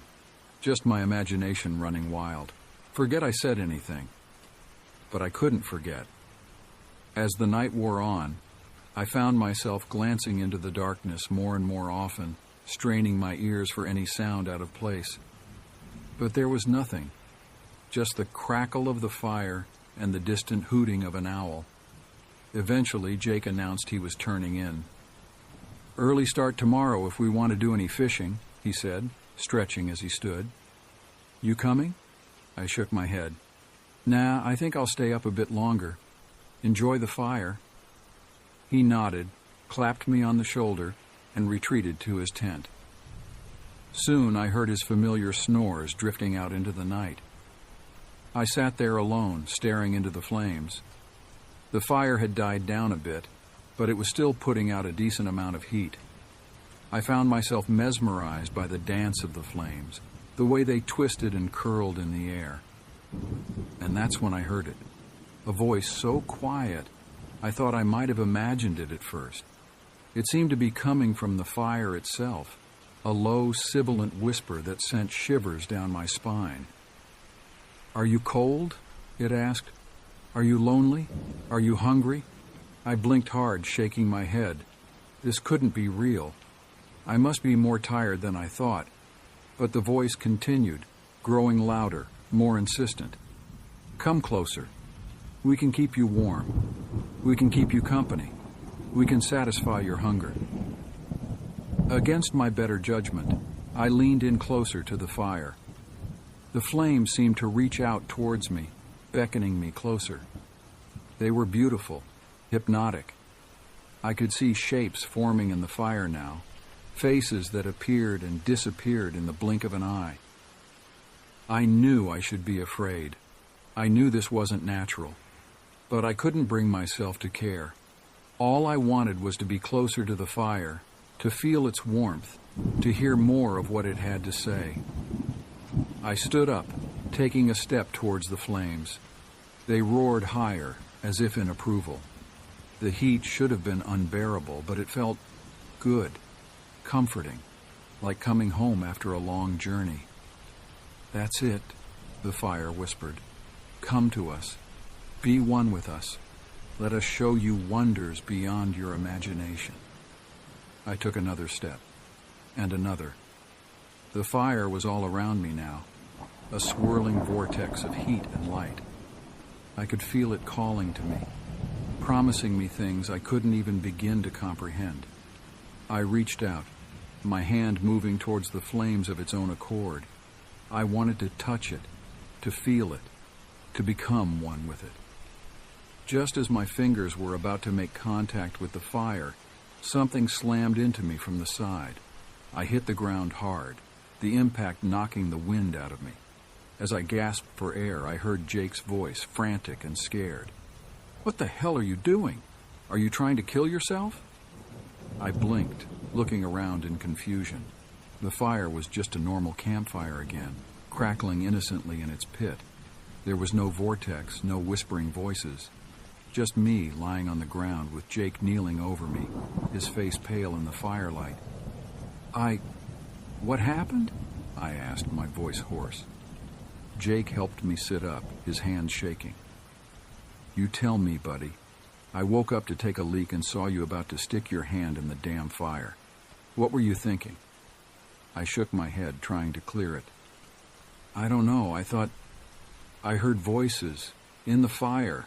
They were calling to me." Jake's expression grew even more concerned. "Voices in the fire? Man, maybe we should pack up and head back. This isn't right." But even as he said it, I saw his eyes drawn to the flames. For a moment, just a moment, I saw the same look on his face that I'm sure had been on mine. A look of longing, of desire. Then he blinked, and it was gone. "Come on," he said, pulling me to my feet. "Let's put this fire out and get some sleep. We'll figure out what to do in the morning." As Jake doused the flames, I couldn't shake the feeling that this was far from over. Something was out there in the forest, something that had nearly lured me to my death. And I had a sinking feeling that it wasn't done with us yet. Little did I know, our ordeal was just beginning. Sleep didn't come easy that night. Every time I closed my eyes, I saw flames dancing behind my eyelids, heard whispers at the edge of my consciousness. Jake's snores from the neighboring tent should have been comforting, a familiar sound in the unsettling silence of the forest. Instead, they only served to remind me how alone I felt, even with my best friend just a few feet away. I must have dozed off at some point because the next thing I knew, I was jerking awake, heart pounding, sweat soaking through my sleeping bag. The pre-dawn light filtered weakly through the tent fabric, casting everything in a pale, ghostly glow. For a moment, I couldn't remember where I was or why I felt so unsettled. Then it all came rushing back. The fire, the voices, Jake pulling me away at the last second. I shuddered, running a hand over my face. "Just a dream," I muttered to myself. It was just a dream. But even as I said it, I knew it wasn't true. The memory was too vivid, too real. And my hand, the one I'd nearly thrust into the flames, was red and tender, as if I'd held it too close to a heat source for too long. I crawled out of my tent, needing fresh air and open space. The campsite was shrouded in mist, giving everything a dreamlike quality. The fire pit was just a heap of cold ashes now, looking as innocent as could be in the early morning light. Jake was already up, perched on a log at the edge of our campsite, a steaming mug of coffee in his hands. He looked like he'd slept about as well as I had. "Morning," he grunted as I approached. "Coffee's ready if you want some." I nodded gratefully, pouring myself a cup from the battered old percolator we always brought on these trips. The familiar routine was comforting, almost enough to make me believe that last night had been nothing more than a bad dream. Almost. We sat in silence for a while, sipping our coffee and watching the mist slowly dissipate as the sun climbed higher. Finally, Jake spoke. "So," he said, his voice carefully neutral, "want to talk about what happened last night?" I stared into my coffee cup, avoiding his gaze. "I don't know what to say, Jake. I can't explain it. It was like the fire was alive. like it was calling to me. Jake nodded slowly. I know what you mean. I felt it too. I looked up sharply. You did? He sighed, setting down his mug. Yeah. When I woke up and saw you by the fire, at first I thought you were just stoking it or something. But then I realized the fire was out, and yet I could see something, like shapes in the ashes. And I could hear, well, I'm not sure what I heard, but it made me want to rebuild the fire, to make it bigger, hotter. A chill ran down my spine despite the warming air. What do you think it was? Jake shrugged, but I could see the tension in his shoulders. I don't know, man. Maybe we both ate some bad mushrooms or something. I snorted. Yeah, right. The mushrooms we didn't eat. Well, you got a better explanation? Jake snapped, then immediately looked contrite. Sorry. I don't like not understanding what's going on. I nodded, understanding completely. Jake had always been the practical one, the one with a logical explanation for everything. This defied logic. So what do we do now? I asked. Jake was quiet for a long moment, staring out into the trees. Finally, he turned back to me. We stick to the plan.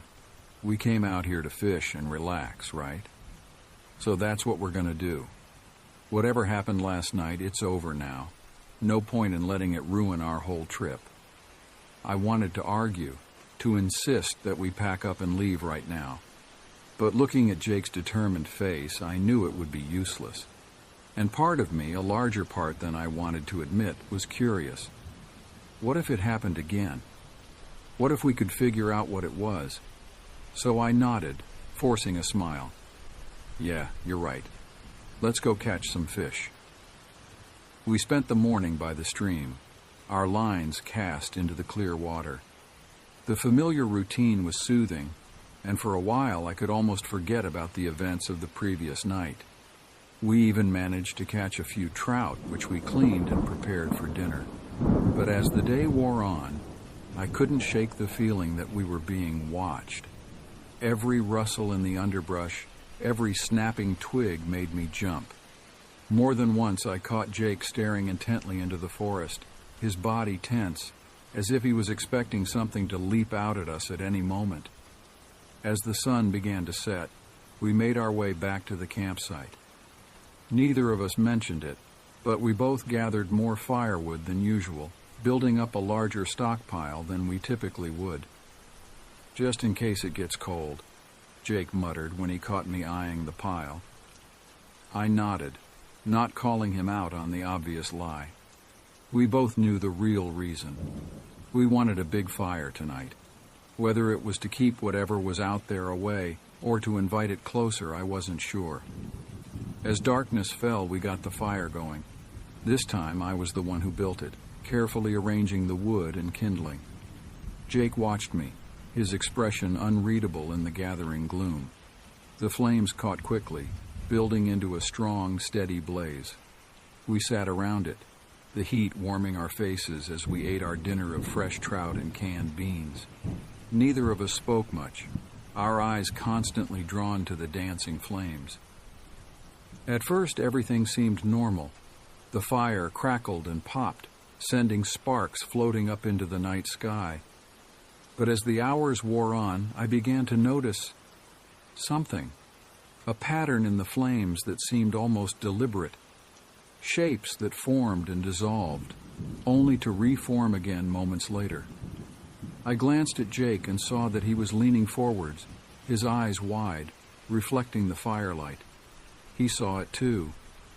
Jake, I said, my voice barely above a whisper, do you... Shh. He cut me off, not taking his eyes off the fire. Listen. I fell silent, straining my ears. At first, all I could hear was the normal sounds of the forest at night, the chirping of crickets, the distant hoot of an owl. But then, underneath it all, I heard it. A whisper, so faint I could barely make it out. Come closer, it seemed to say. We have so much to show you. I felt myself leaning forward, drawn by an irresistible force.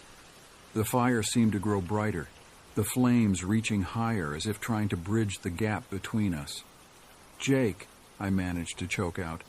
"We should put it out, now." But Jake didn't respond. He was on his feet now, swaying slightly as he stared into the heart of the fire. His lips were moving, but I couldn't hear what he was saying. I tried to stand, to pull him back, but my body wouldn't respond. I was transfixed, caught between terror and an overwhelming desire to give in, to let the fire take me.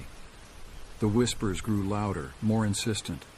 I could see faces in the flames now, beckoning to me, promising things beyond my wildest dreams. All I had to do was reach out, to touch the fire, to become one with it.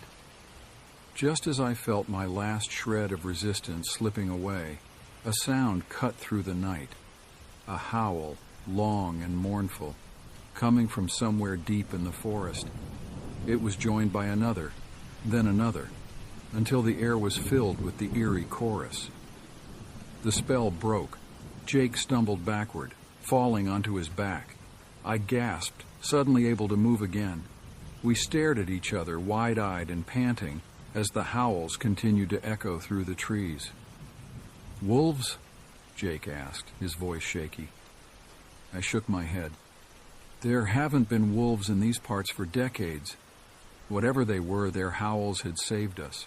The fire was just a fire again, burning steadily in its pit. The whispers were gone. The faces disappeared. Jake scrambled to his feet, grabbing our water jug. "We're putting this out. Now." I nodded, helping him douse the flames. We worked in frantic silence, not stopping until the last ember was extinguished. Then we retreated to our tents, neither of us willing to stay out in the open any longer. As I zipped myself into my sleeping bag, I could still hear the howls, fainter now but still present. A warning? A challenge? I didn't know. But as I drifted into an uneasy sleep, one thought kept circling in my mind. What had we awakened out here in the wilderness? And more importantly, how were we going to survive it? Morning came, but brought no relief. The air felt thick, oppressive, as if the very forest was holding its breath. Jake and I moved around the campsite in silence, packing up our gear with unspoken urgency. We'd both had enough. It was time to go home. As I rolled up my sleeping bag, I noticed something strange. Scorch marks, in a perfect circle, surrounded our now cold fire pit. They hadn't been there the night before. I was certain of it. "Jake!" I called out, my voice sounding unnaturally loud in the quiet forest. "Come look at this!" He came over, his face paling as he saw the marks. "What the hell?" I shook my head at a loss for words. The marks looked almost like footprints, as if something had danced around our fire in the night, leaving burning imprints in the soil. "Let's just go," Jake said, his voice tight with barely controlled panic. "Now!"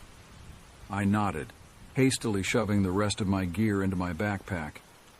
Within minutes, we were ready to leave, our campsite showing no signs we'd ever been there, except for those eerie scorch marks. We set off down the trail, moving at a pace just short of a run. The forest seemed different now, more alive. The trees loomed over us, their branches reaching out like grasping fingers. More than once, I could have sworn I saw movement out of the corner of my eye, but when I turned to look, there was nothing there. About an hour into our hike, Jake suddenly stopped dead in his tracks. I nearly ran into him, opening my mouth to ask what was wrong. Then I saw it too. The trail ahead of us was wrong. The familiar path we'd walked countless times before now twisted and turned in ways it never had before. Trees stood where I knew there should be open space, and strange, twisted vines covered the ground. "We must have taken a wrong turn," I said, trying to keep the tremor out of my voice. Jake shook his head slowly. "We haven't left the main trail. This isn't possible." But it was there, right in front of us. Somehow, impossibly, the forest had changed overnight. "What do we do?" I asked, hating how small and scared my voice sounded. Jake was quiet for a long moment, his eyes scanning the altered landscape before us. Finally, he spoke, his voice firm despite the fear I could see in his eyes. "We keep going. We stick to the trail, no matter how strange it looks. It has to lead out eventually." I nodded, not trusting myself to speak. We pressed on, the forest growing stranger with every step. The trees seemed to whisper as we passed, their leaves rustling despite the lack of wind. Strange flowers bloomed along the path, their petals an unnatural, fiery red. As we walked, the air grew warmer, more humid. Sweat dripped down my back, and I found myself gasping for breath. It felt like we were walking into the mouth of a furnace. Then, suddenly, we emerged into a clearing. But it wasn't the parking area where we'd left Jake's truck. Instead, we found ourselves standing at the edge of a vast circular space. At its center burned a bonfire larger than any I'd ever seen, its flames reaching high into the sky. Around the fire danced shapes. I couldn't call them people, though they moved on two legs.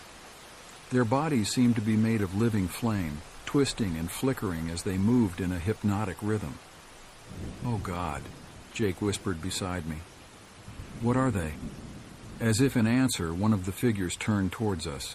It had no face, just a swirling vortex of fire where features should be. Yet somehow, I knew it was looking right at us. Then it spoke, its voice the same whisper we'd heard in our campfire, but amplified 100-fold. "Welcome, children of flesh," it said.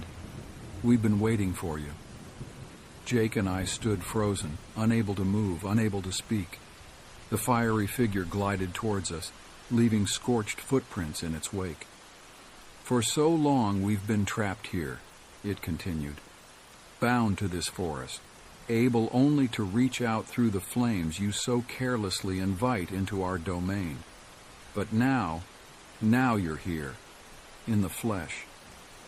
I felt a heat on my chest and looked down to see the pendant I always wore, a family heirloom, a small silver flame my grandmother had given me, glowing red hot. The fire being noticed it too. "Ah," it said, its voice filled with what I can only describe as hunger. "You bear our mark. You are the one we've been waiting for." It reached out a flaming hand towards me. I wanted to run, to scream, to do anything but stand there. But I was paralyzed, caught in the hypnotic dance of its fiery body. Just as its fingers were about to touch me, Jake snapped out of his trance. With a yell, he shoved me backwards, breaking the fire being's hold on me. "Run!" he shouted, already turning to flee. I didn't need to be told twice. We ran, crashing through the underbrush, no longer caring about staying on the trail. Behind us, I could hear the roar of flames and the angry howls of the fire beings.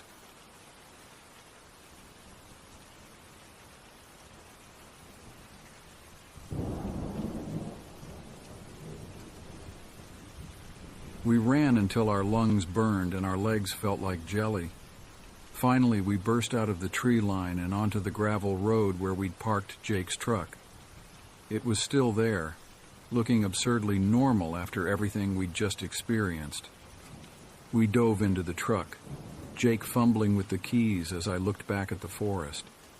The trees were moving, swaying as if in a strong wind, though the air was perfectly still, and in their shadows I could see flickers of flame, drawing ever closer. The engine roared to life and Jake slammed the accelerator to the floor. We peeled out of there, gravel spraying behind us as we fishtailed onto the main road. As we sped away, I turned to look back one last time. The forest was receding into the distance, looking as peaceful and normal as it always had. But just for a moment, I thought I saw a figure made of flame standing at the edge of the trees, watching us go. We drove in silence for a long time, both of us too shaken to speak. It wasn't until we were back on the highway, the forest far behind us, that Jake finally spoke. What were those things? He asked, his knuckles white on the steering wheel. I shook my head, my hand unconsciously going to the pendant around my neck. It was cool now, showing no signs of the impossible heat it had generated in the forest. I don't know, I said, but I think they've been there all along, waiting. Jake nodded slowly. We can't ever go back there, you know that, right? And we can't tell anyone about this. They'd never believe us. I agreed, but even as I did, I felt a pull, a longing to go back, to see the fire beings again, to learn more about what they were, what they wanted. I pushed the feeling away, terrified by its intensity. Whatever those things were, they were dangerous. We'd been lucky to escape. But as we drove on, heading back to the safety of the city, I couldn't shake the feeling that this wasn't over. The fire beings had said they'd been waiting for me, that I bore their mark. What did that mean? And more importantly, what would happen now that they'd found me? As the highway stretched out before us, carrying us back to our normal lives, I couldn't shake the certainty that someday, somehow, I would find out, whether I wanted to or not. Weeks passed, then months. Jake and I never spoke about what happened in the forest. We went about our lives pretending everything was normal. But things had changed between us. There was a distance now, an unspoken tension whenever we were together. I tried to forget about the fire beings, to convince myself it had all been some kind of shared hallucination. But every night I dreamed of flames, of dancing figures made of fire, calling out to me, beckoning me to join them. And my pendant. It was different now. Sometimes when I was alone, I could swear I saw it glow, just for a moment. A faint, fiery light that vanished as soon as I tried to look at it directly. I knew I should get rid of it. Throw it away, bury it, anything to sever this connection to whatever we'd encountered in the forest. But I couldn't bring myself to do it. It was a part of me now, for better or worse. One night, as I sat alone in my apartment, I found myself staring into the flame of a candle I'd lit. As I watched, the flame seemed to grow, to take on a life of its own. And in its dancing light, I saw a familiar shape forming. "We're still waiting," a voice whispered, barely audible. "Come back to us. Come home." I blew out the candle, my heart pounding, but even in the darkness I could still see the afterimage of the flame burned into my vision. And I knew with a certainty that terrified me that someday I would answer that call. The fire beings were patient. They had waited this long. They could wait a little longer, but not forever.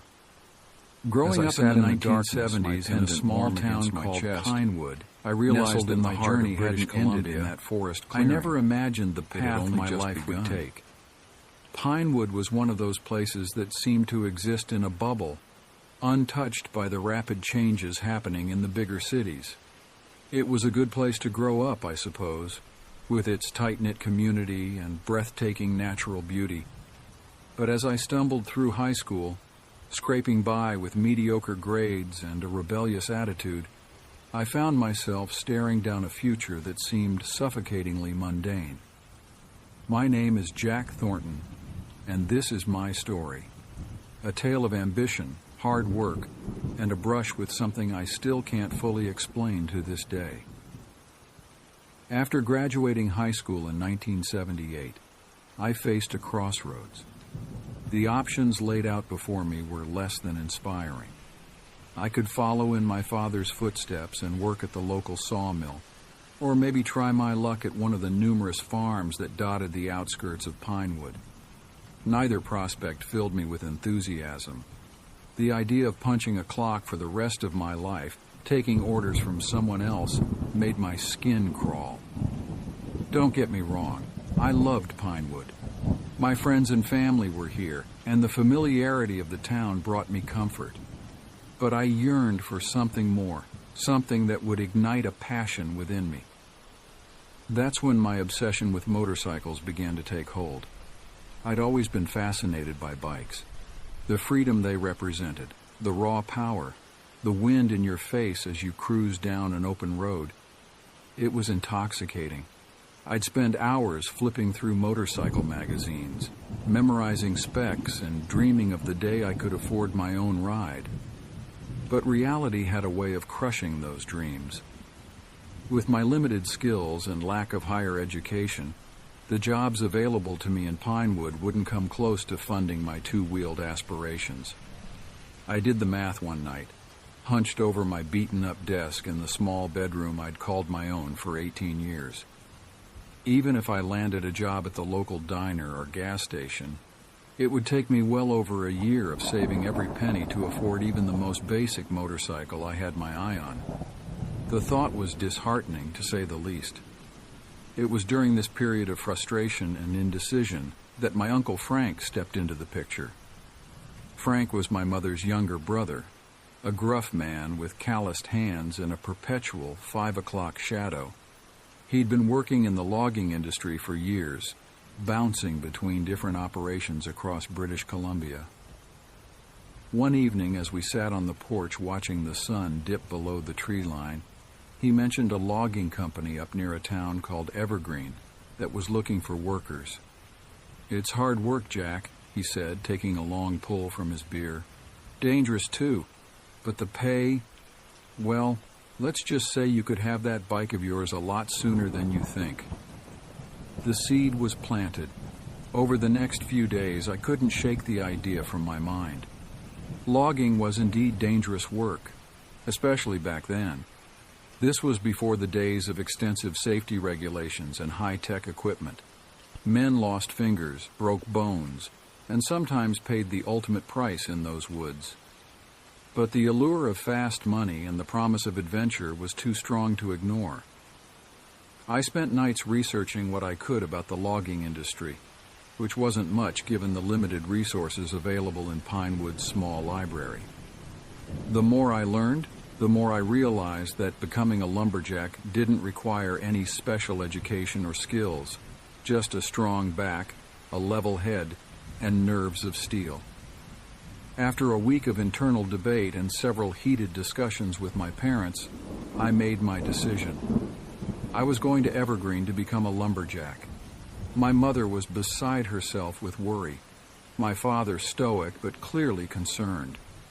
But I was an adult now, and the choice was mine to make. Uncle Frank helped me get in touch with the foreman at Northern Timber, the company that was hiring. A gruff phone conversation later, I had a start date. I packed what little I owned into an old duffel bag, hugged my tearful mother goodbye, and caught a ride with Frank up to Evergreen.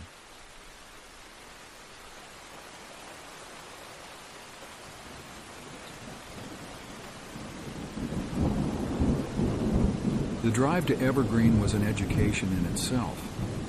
As we wound our way through increasingly remote stretches of wilderness, Frank filled me in on what to expect.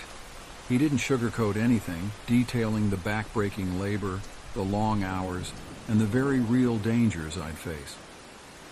"Listen, kid," he said as we neared our destination, his eyes never leaving the road. "There are two types of men in this job.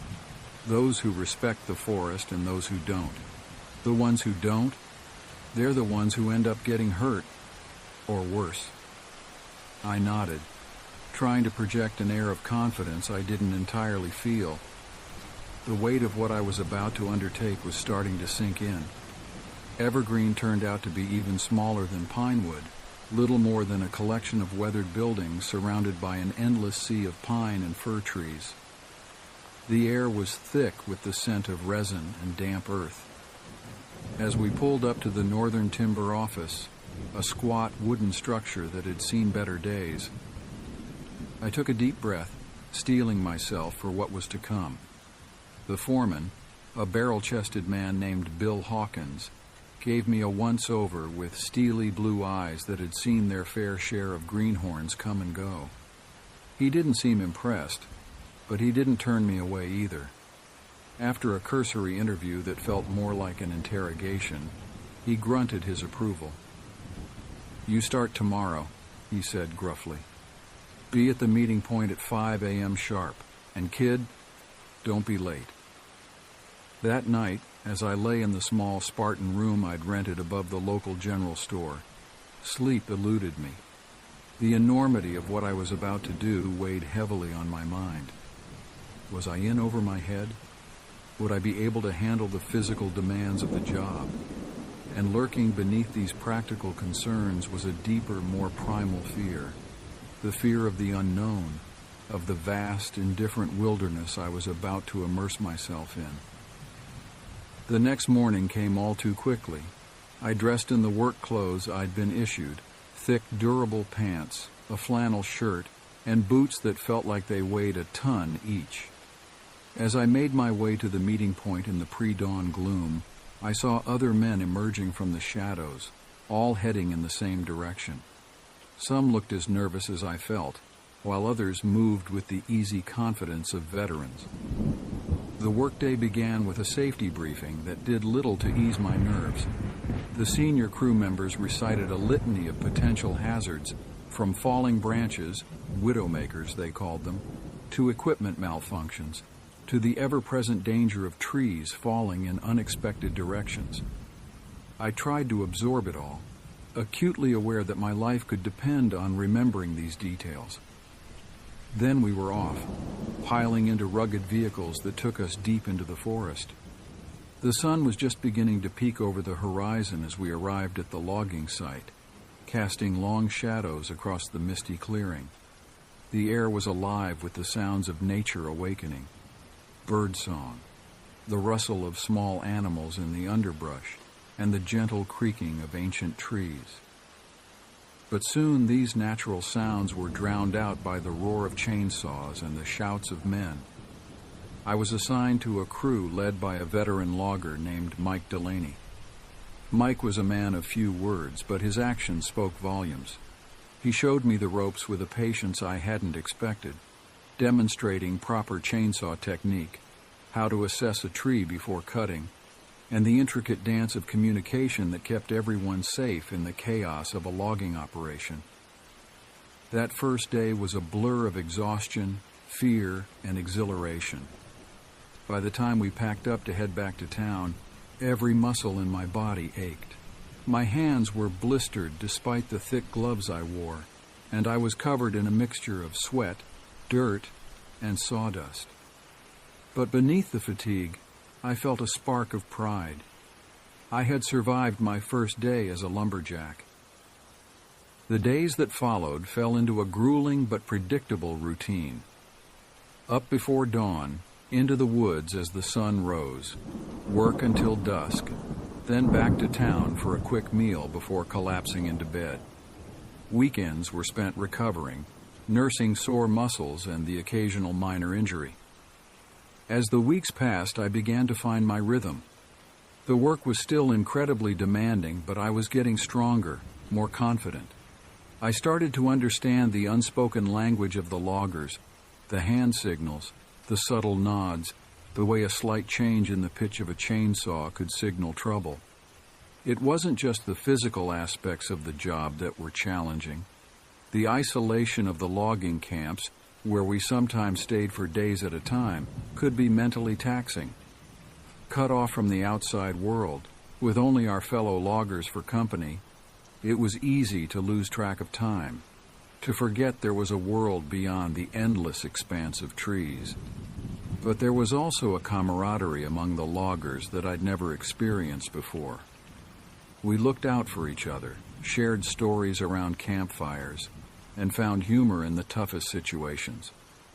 I began to understand why some men spent their entire lives in this profession, despite its hardships.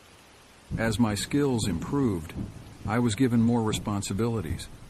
I learned to operate the skidders that dragged felled trees to the landing areas, and even got a chance to work with the massive feller bunchers, machines that could cut and stack several trees in the time it took a man with a chainsaw to fell one. It was during this period, about 3 months into my time at Northern Timber, that I first heard the whispers about Adam McNally. At first, they were just snippets of conversation, quickly hushed when I came within earshot. But as I became more accepted by the veteran loggers, the story began to take shape. McNally had been a young logger, not much older than me, who had started working for Northern Timber about a year before I arrived. From what I gathered, he hadn't been particularly well liked. The other loggers described him as lazy, unreliable, and a bit odd.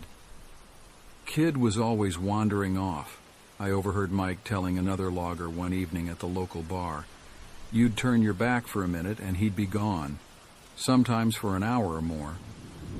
The other logger, a grizzled old-timer named Tom, nodded solemnly. Yeah, we all figured he was sneaking off to get high or something, but no one could ever catch him at it. I found myself intrigued by the story. It was clear there was more to it, but no one seemed willing to speak about it directly, especially not to the new guy. So I bided my time, keeping my ears open and my mouth shut. It wasn't until a particularly grueling day, when we'd been fighting against an incoming storm to meet our quota, that I finally heard the full story. We were huddled in one of the remote cabins, waiting out the rain, when someone mentioned McNally's name. The mood in the cabin shifted instantly. Men who had been joking and laughing moments before fell silent, exchanging uneasy glances. I held my breath, sensing that I was about to hear something important. It was Tom who finally broke the silence. "Might as well tell him," he said, his voice gravelly from years of cigarettes and shouting over chainsaws. "He's going to hear it sooner or later." And so, as the rain hammered on the tin roof of the cabin, and lightning occasionally illuminated the darkness outside, I heard the strange and unsettling tale of Adam McNally's disappearance. It had happened almost exactly a year ago. McNally had been working with a crew in a section of forest not far from where we were now. According to Tom, who had been on that crew, it had been a day much like any other. McNally had been his usual self-quiet, a bit withdrawn, prone to wandering off. "We were used to it by then," Tom said, his eyes fixed on the flickering flame of the kerosene lamp in the center of the room. "Figured he'd show up again like he always did, but this time was different." McNally had walked off into the woods, mumbling something about needing to relieve himself. The crew had continued working, not paying much attention to his absence at first, but as 1 hour stretched into 2, and then 3, they began to worry. "We searched for him," Mike chimed in. He had been part of the initial search party. Combed every inch of those woods, but it was like he'd vanished into thin air. The official search had gone on for days. The police had been called in. Search dogs had been used, but no trace of McNally had been found.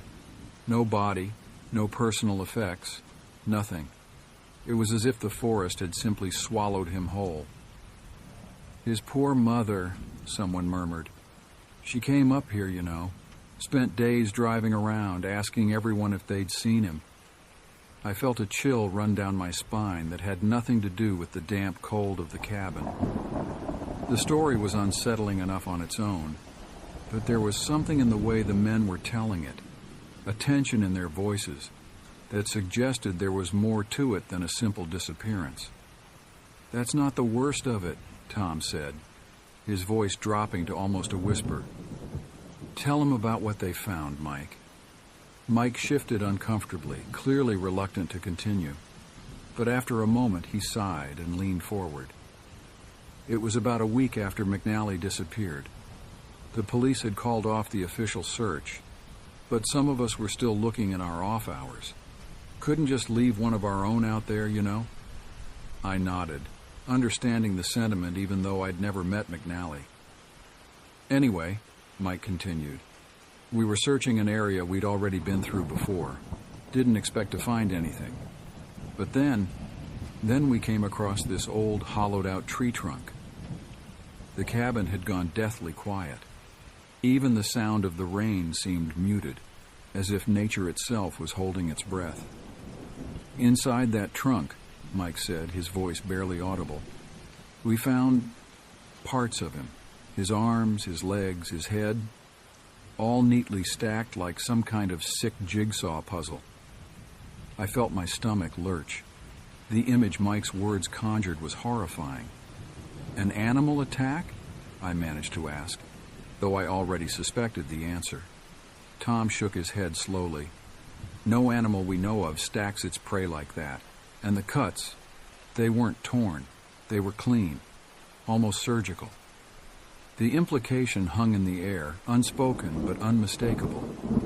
If it wasn't an animal and it wasn't an accident, then what or who was responsible for Adam McNally's gruesome fate? The conversation died after that, each of us lost in our own thoughts. As I lay in my bunk that night, sleep eluding me, I couldn't shake the feeling that there was something out there in the vast, dark forest, something that didn't take kindly to intruders.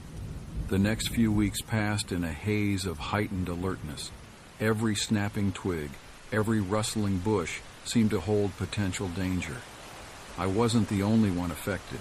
I noticed the other loggers working in tighter groups, keeping a closer eye on each other. But as time went on and nothing out of the ordinary happened, the tension began to ease. The story of Adam McNally faded into the background, becoming just another tale told around campfires to scare the newbies. For me, though, it was a turning point. I realized that the danger of logging wasn't just in the obvious hazards, the heavy machinery, the falling trees.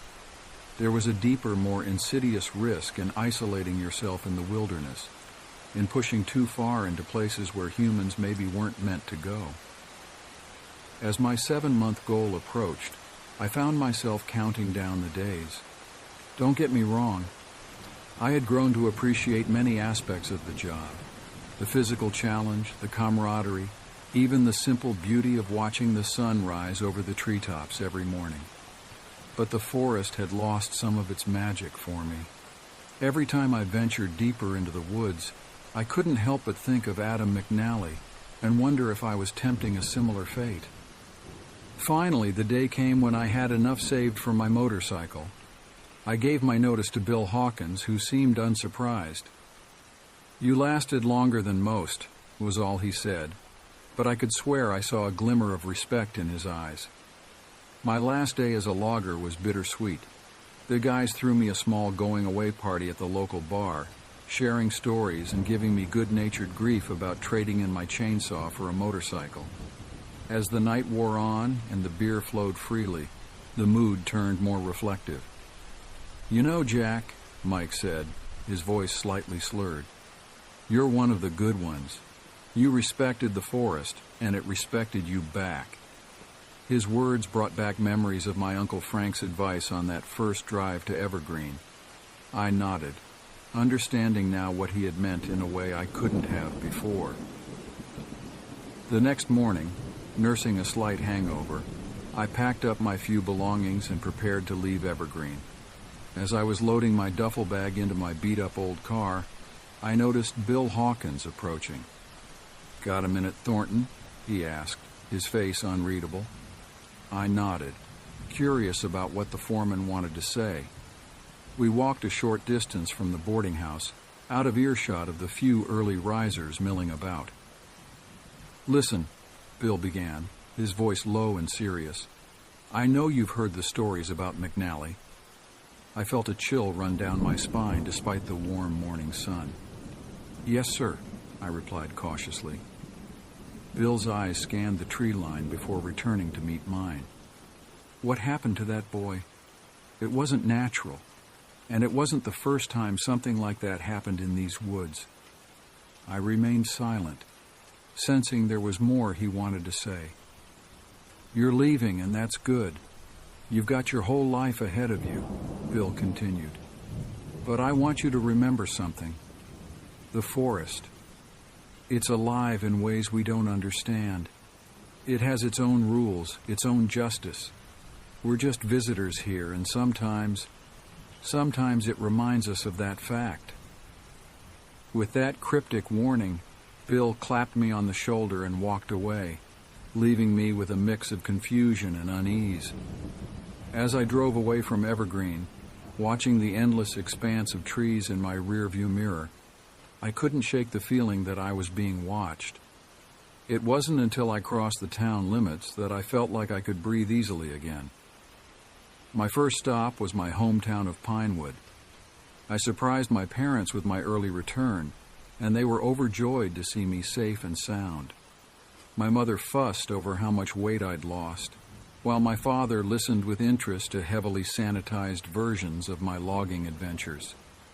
After a few days of home-cooked meals and sleeping in my childhood bed, I set out for the city to buy my long-awaited motorcycle.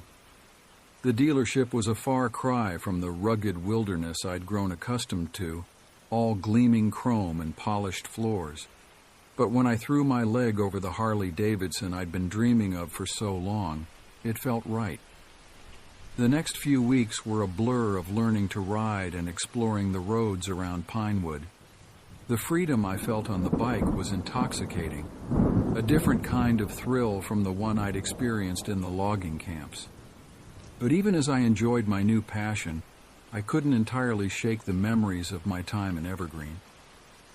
One evening, about a month after I'd left the logging camp, I found myself on a long, empty stretch of highway as the sun was setting.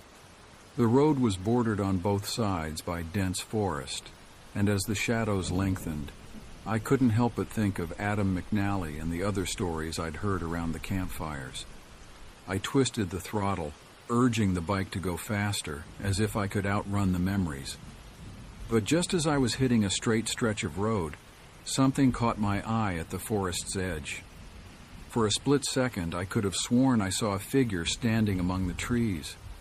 It was too dark, and I was going too fast to make out any details, but the impression I got was of something tall and thin, with limbs that seemed too long to be human.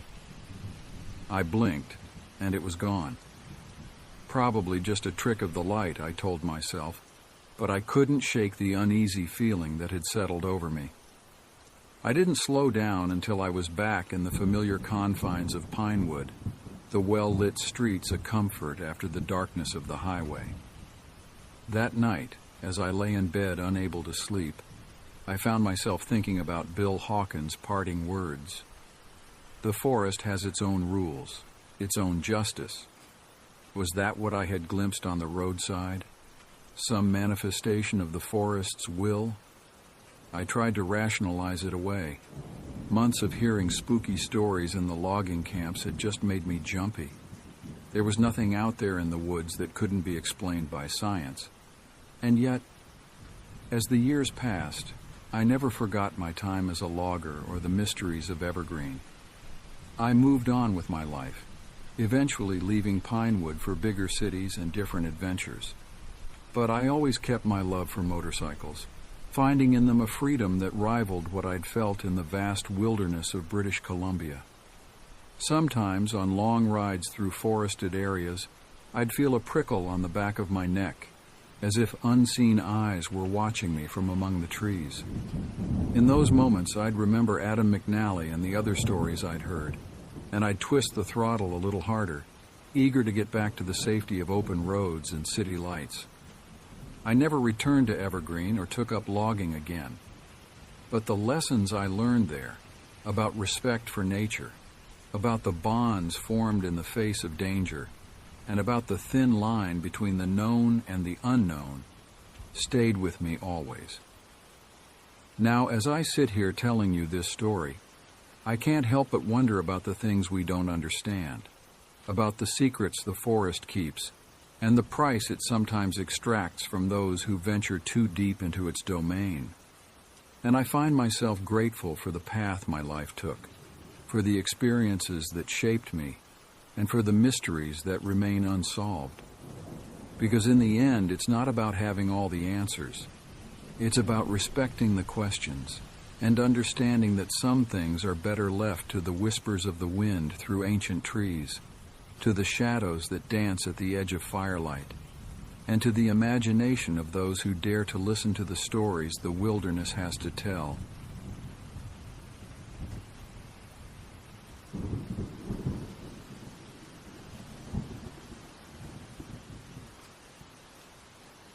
It was supposed to be just another ordinary night of babysitting. How could I have known that it would turn into the most terrifying experience of my young life? My name is Emily, and I'm a 17-year-old high school student living in the quiet suburban town of Maplewood. Like many teenagers, I picked up babysitting gigs to earn some extra cash. But nothing could have prepared me for what happened that fateful night at the Thompson house. It was a crisp autumn evening when I received the text from Mrs. Thompson. Her message was brief but friendly, asking if I was available to watch her kids the following Friday night. I smiled as I read it, already looking forward to spending time with Chris and Lily. The Thompsons weren't just any family in the neighborhood. They were practically an extension of my own. My younger sister, Sarah, was best friends with their son, Chris.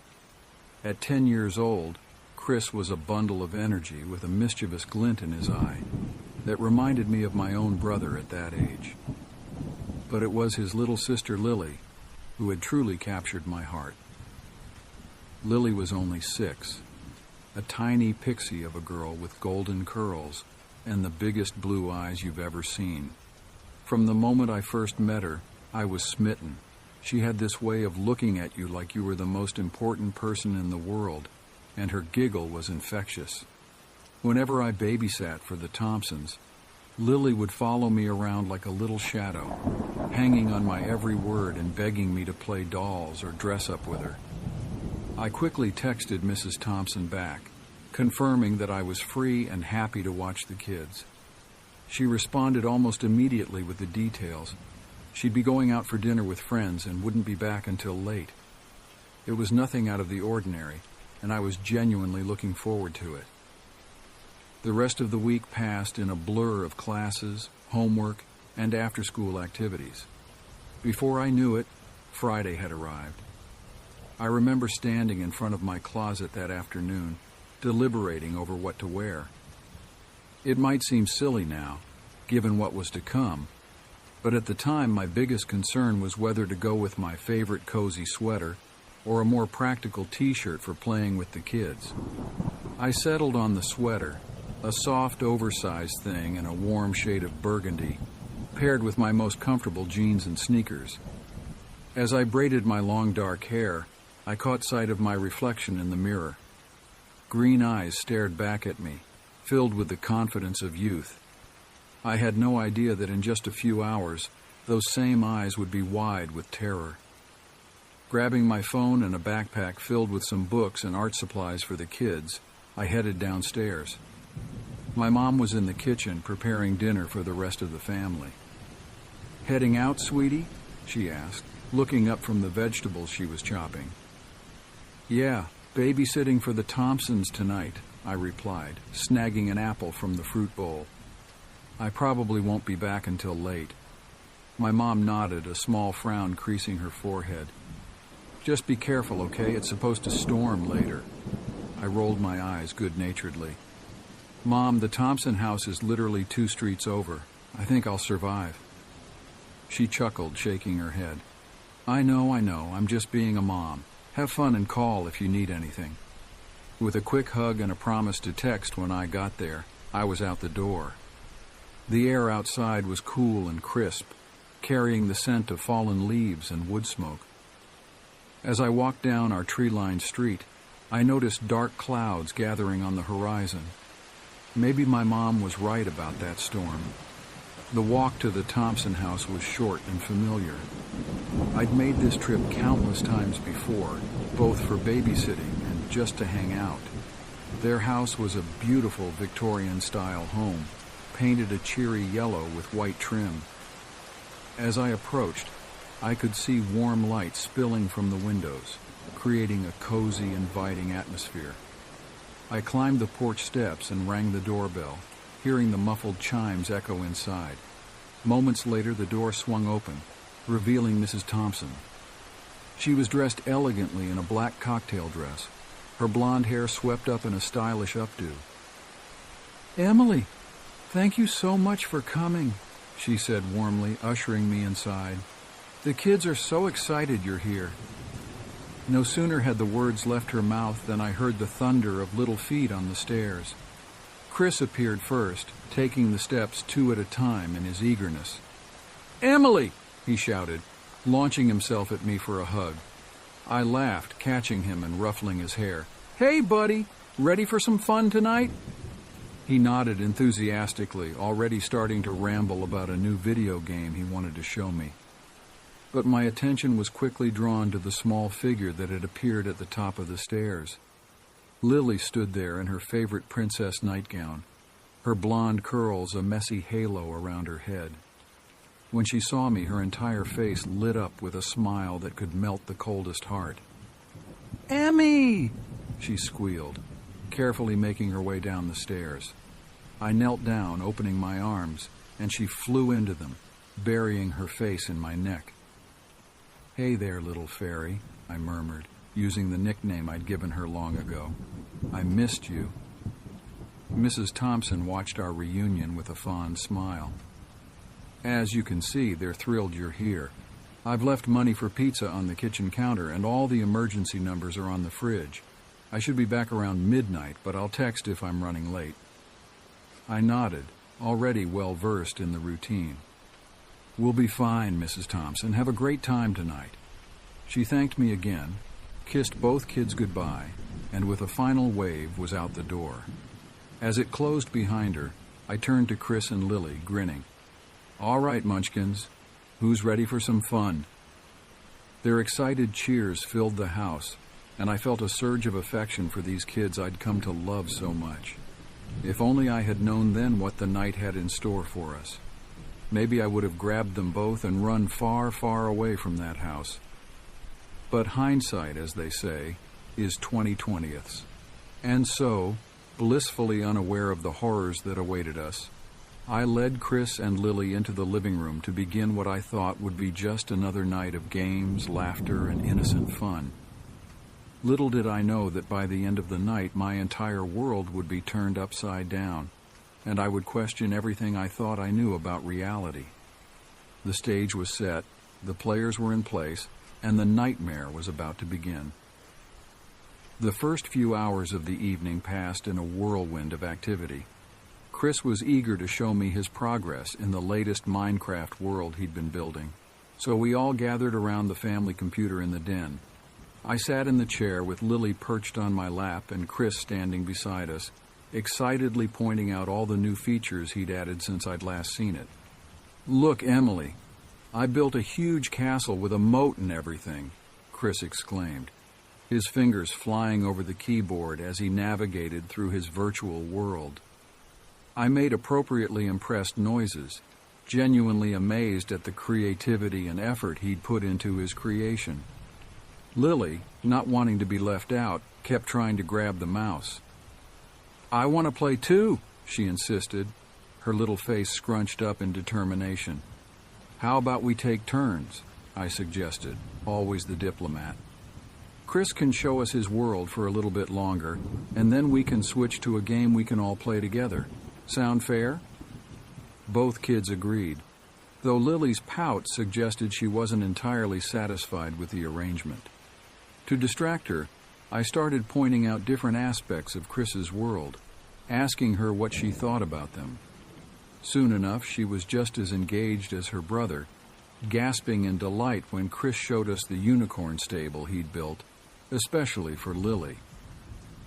After about an hour of Minecraft, true to my word, I suggested we switch to a game we could all enjoy together. We ended up settling on Mario Kart, which quickly devolved into a raucous competition filled with shrieks of laughter and playful accusations of cheating. "No fair!" Chris yelled as Lily's character zipped past his on the screen. "How did you get so good at this?" Lily just giggled, her little tongue poking out of the corner of her mouth as she concentrated on the game. I couldn't help but laugh at their antics, my heart full of affection for these two. As we played, I noticed the wind starting to pick up outside. The trees visible through the living room window were swaying more vigorously, their leaves rustling in a way that seemed almost ominous. A flash of lightning illuminated the sky, followed a few seconds later by a low rumble of thunder. Lily immediately tensed up, her eyes wide. "I don't like storms," she whispered, scooting closer to me on the couch. I wrapped an arm around her shoulders, giving her a reassuring squeeze. "It's okay, sweetie, we're safe inside. How about we order that pizza now? I don't know about you two, but I'm getting pretty hungry." The prospect of food seemed to cheer Lily up, and Chris was quick to chime in with his topping preferences. We paused the game and made our way to the kitchen, where I found the money Mrs. Thompson had left for dinner. As I dialed the local pizza place, Chris and Lily began a heated debate about whether pineapple belonged on pizza. "It's yucky," Lily declared, wrinkling her nose. "No way it's the best," Chris argued back. "Sweet and salty together, it's perfect." I couldn't help but smile at their passionate disagreement over something so trivial. If only I had known then that in just a few short hours, pizza toppings would be the least of our concerns. With the pizza ordered, half cheese for Lily, half Hawaiian for Chris, much to Lily's disgust, we decided to pass the time until it arrived by drawing. I pulled out the art supplies I'd brought in my backpack, and soon the kitchen table was covered in colorful drawings. Chris was working on an intricate battle scene, complete with dragons and knights, while Lily focused all her attention on creating what she informed me was a fairy princess unicorn. I sketched absent-mindedly, letting my mind wander as I enjoyed the peaceful moment. As I watched the kids, I found myself thinking about how quickly they were growing up. It seemed like just yesterday that Lily was a toddler, barely able to hold a crayon. Now here she was, creating recognizable, if fantastical, figures. And Chris, I could remember when he and my sister were just starting kindergarten, and now they were on the cusp of middle school. A particularly loud crack of thunder made us all jump, breaking the calm atmosphere. Lily dropped her crayon, her lower lip trembling. "Hey, it's okay," I soothed, reaching out to stroke her hair. "It's just a big noise, that's all. Nothing to be afraid of." Chris, in a show of big brotherly concern that warmed my heart, scooted his chair closer to Lily's. "Yeah, don't be scared, Lil. I'll protect you." Lily managed a wobbly smile at that, picking up her crayon again. But I could see her hand shaking slightly as she continued to draw. The doorbell rang, making us all start again. "That must be the pizza," I said, standing up. "I'll be right back." As I walked to the front door, I couldn't shake off a strange feeling of unease. Maybe it was just the storm, or maybe I was picking up on Lily's fear, but something felt off. I shook my head, trying to dismiss the feeling. I was letting my imagination run wild, that was all. I opened the door to find a drenched delivery guy holding our pizza. "Rough night out there," he commented as I took the boxes and handed him the money. "Yeah, looks like it," I replied, glancing past him at the rain-slicked street. The wind was really howling now, bending the trees at an alarming angle. "Drive safe, okay?" He nodded his thanks and hurried back to his car. As I closed the door, I couldn't help but feel relieved to be inside, safe from the storm. If only I had known then that the real danger wasn't outside, but right here in this house with us. I carried the pizzas back to the kitchen, where Chris and Lily were already clearing away their art supplies in anticipation of dinner. Their excited chatter as they opened the boxes and the familiar, comforting smell of pizza helped to dispel some of my unease. We ate our dinner at the kitchen table, the storm providing a dramatic backdrop to our meal. Between bites, Chris regaled us with stories from school, while Lily interjected with her own, often only tangentially related, anecdotes. I listened and laughed, treasuring these moments of normalcy and innocence. As we finished eating, I glanced at the clock. It was nearing 9 p.m., the kids' bedtime. I braced myself for the usual protests, but to my surprise, both Chris and Lily seemed more subdued than usual. "You two about ready for bed?" I asked cautiously. half expecting an outburst. Chris yawned widely, nodding. "Yeah, I'm pretty tired." Lily, who had been unusually quiet for the last few minutes, simply held her arms up to me. "Carry me, Emmy." I scooped her up, feeling a twinge of concern at how subdued she was. "You feeling okay, little fairy?" She nodded against my shoulder, but didn't say anything else.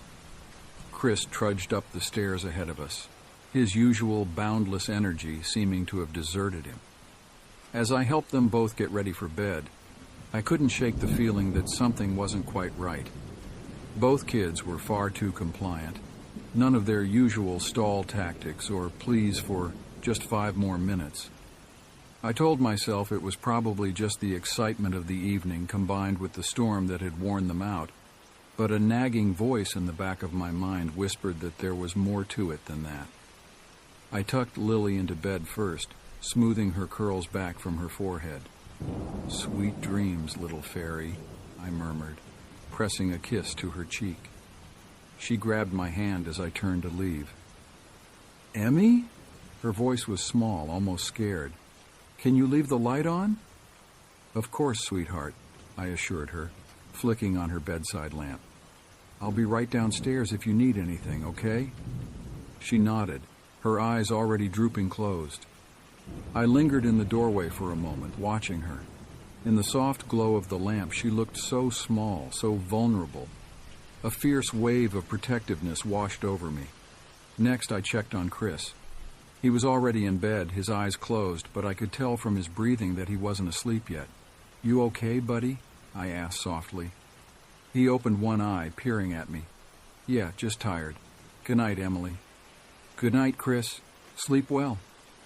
As I closed his door, I couldn't shake the feeling that I was missing something important. Both kids had gone to bed far too easily, especially given the excitement of having me there and the drama of the storm outside. But what could I do? They were in bed, apparently ready to sleep. Maybe I was just overthinking things. I made my way back downstairs, the house suddenly feeling much larger and emptier without the kids' presence. The storm was still raging outside, wind howling around the eaves of the house, and rain lashing against the windows. I shivered, wrapping my arms around myself as I walked into the living room. Settling onto the couch, I pulled out my phone and opened Netflix, searching for something to watch. I needed a distraction from the storm and the strange unease that had settled over me. I finally settled on a familiar sitcom, hoping the laugh track and predictable jokes would help calm my nerves. As the opening theme played, I glanced at the grandfather clock standing against the wall near the TV. Its steady ticking was oddly comforting, a reminder that time was still moving forward normally despite. As I sat there on the couch trying to lose myself in the mindless comedy on the TV, I couldn't shake the feeling that something was off. The house felt different somehow, as if the very air had changed. I told myself it was just the storm, the unfamiliar creaks and groans of the old house as it was buffeted by wind and rain. But deep down, I knew it was more than that. I had just started to relax, laughing at a particularly ridiculous joke on the show when I heard it. Footsteps, coming down the stairs. My heart leapt into my throat. I muted the TV, straining my ears. There it was again, the unmistakable sound of small feet descending the staircase. I called out, my voice sounding unnaturally loud in the sudden silence. "Chris? Lily? Is that you?" No answer. Just the continued sound of footsteps, slow and deliberate. I stood up, my heart pounding. "Guys, this isn't funny. If you're up, you need to go back to bed." Still no response. The footsteps had stopped. I turned around, facing the staircase behind the couch. It was empty. There was no sign of either child. A chill ran down my spine. Had I imagined it? Was the storm playing tricks on my mind? That's when I saw it. In the reflection of the grandfather clock, there was a figure, the faint outline of a little girl, leaning over the railing of the stairs. My breath caught in my throat. It had to be Lily. Who else could it be? I spun around, ready to scold her for being out of bed. But the staircase was empty. There was no one there. Confusion and fear warred within me. I looked back at the grandfather clock, but the reflection was gone. My mind raced, trying to make sense of what I'd seen. It had to have been a trick of the light, right? Maybe a shadow cast by the TV, or a reflection of something else in the room. But deep down, I knew that wasn't true.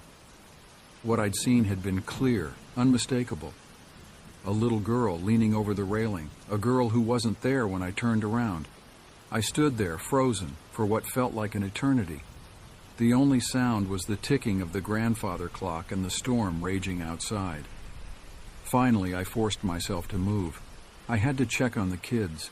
I had to make sure they were okay. My legs felt like lead as I approached the staircase. Each step creaked under my weight, the sound unnaturally loud in the quiet house. As I ascended, I couldn't shake the feeling that I was being watched. The hairs on the back of my neck stood up, and I resisted the urge to look behind me. When I reached the top of the stairs, I paused, listening. The upstairs hallway was dark, the only light coming from the nightlight plugged in near the bathroom. The doors to both kids' rooms were closed, just as I'd left them. I approached Chris's room first, my hand shaking slightly as I reached for the doorknob. I opened the door as quietly as I could, peering inside. Chris was there, sound asleep in his bed. His chest rose and fell with deep, even breaths. He hadn't moved since I'd tucked him in. Relief washed over me. Whatever I'd heard, whatever I'd seen, it wasn't Chris. I closed his door gently and turned to Lily's room. My heart was pounding so hard I could feel it in my throat. I took a deep breath, trying to calm myself. It was just Lily. Sweet, innocent Lily. There was nothing to be afraid of. I opened her door, stepping into the room. The bedside lamp was still on, casting a warm glow over the space. And there, in the bed, was Lily. Fast asleep, her golden curls spread out on the pillow like a halo. I moved closer just to be sure. Yes, she was definitely asleep. Her little face was relaxed, her breathing deep and regular. She hadn't been out of bed. She couldn't have been. But if it wasn't Chris and it wasn't Lily, what had I seen? I backed out of the room, closing the door quietly behind me. My mind was reeling. There had to be a logical explanation. Maybe I was more tired than I thought. Maybe the storm and the creaky old house were playing tricks on me. I made my way back downstairs, my eyes darting around nervously. Everything looked normal. The living room was just as I'd left it, the muted TV still flickering with images from the sitcom. I sank back onto the couch, my legs feeling weak. I should call Mrs. Thompson, I thought, or my mom. Someone who could reassure me that I wasn't losing my mind. But what would I say? That I'd seen a ghost? That I'd heard footsteps when both kids were asleep in their beds? They'd think I was crazy. Or worse, they'd think I wasn't capable of watching the kids. No, I decided. I would keep this to myself. It was probably nothing, just my imagination running wild in a dark, stormy house. I unmuted the TV, turning up the volume slightly. The familiar laugh track and cheesy jokes were comforting, grounding me in reality. I forced myself to focus on the show, to push the unsettling experience out of my mind. But as I sat there, trying to lose myself in the mindless entertainment, I couldn't shake the feeling that something had changed. The house felt different now, as if some barrier had been crossed, some door opened that couldn't be closed again. And deep down, in a part of my mind I didn't want to acknowledge, I knew that this was just the beginning. Whatever I had seen, whatever presence I had felt, it wasn't done with me yet. The storm continued to rage outside, but now it felt like a backdrop to a much more personal, much more terrifying drama that was just beginning to unfold. and I was trapped here, responsible for 2 sleeping children, with no idea of what was coming next. I glanced at the clock. It was only 10:30 p.m. Mrs. Thompson wouldn't be home for hours yet. I had never felt so alone, so vulnerable in my life. Little did I know the true terror was yet to come. Time seemed to crawl as I sat there on the couch, my eyes flicking between the TV screen and the staircase. Every creak of the house, every gust of wind outside made me jump. I was on edge, hyper-aware of every sound and movement. It must have been around 11:15 when it happened again. I had just started to relax, convincing myself that what I'd seen earlier was just a product of an overactive imagination. That's when I saw it out of the corner of my eye, a flicker of movement reflected in the TV screen. I whipped my head around, my heart in my throat. For a split second, I saw her again, the little girl in the white nightgown standing at the bottom of the stairs. But this time, something was different. Her face, it wasn't Lily's face. It was pale, too pale, with dark hollows where her eyes should have been. I blinked and she was gone. A scream caught in my throat.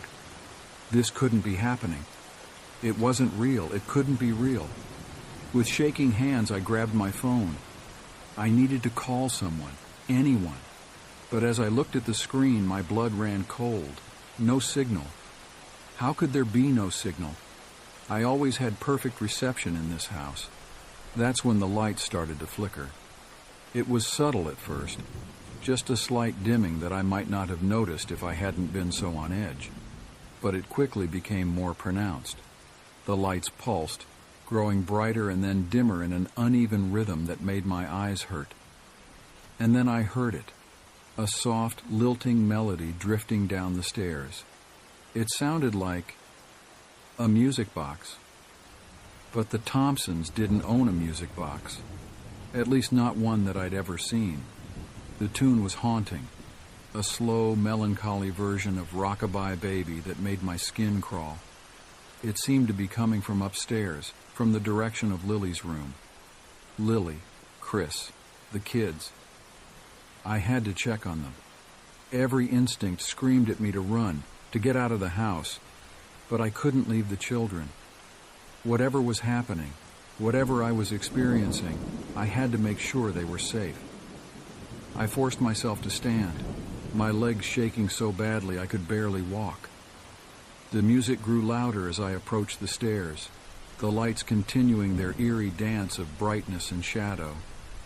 Each step up the staircase felt like an eternity. The music box melody echoed in my ears, growing louder and more distorted with each step.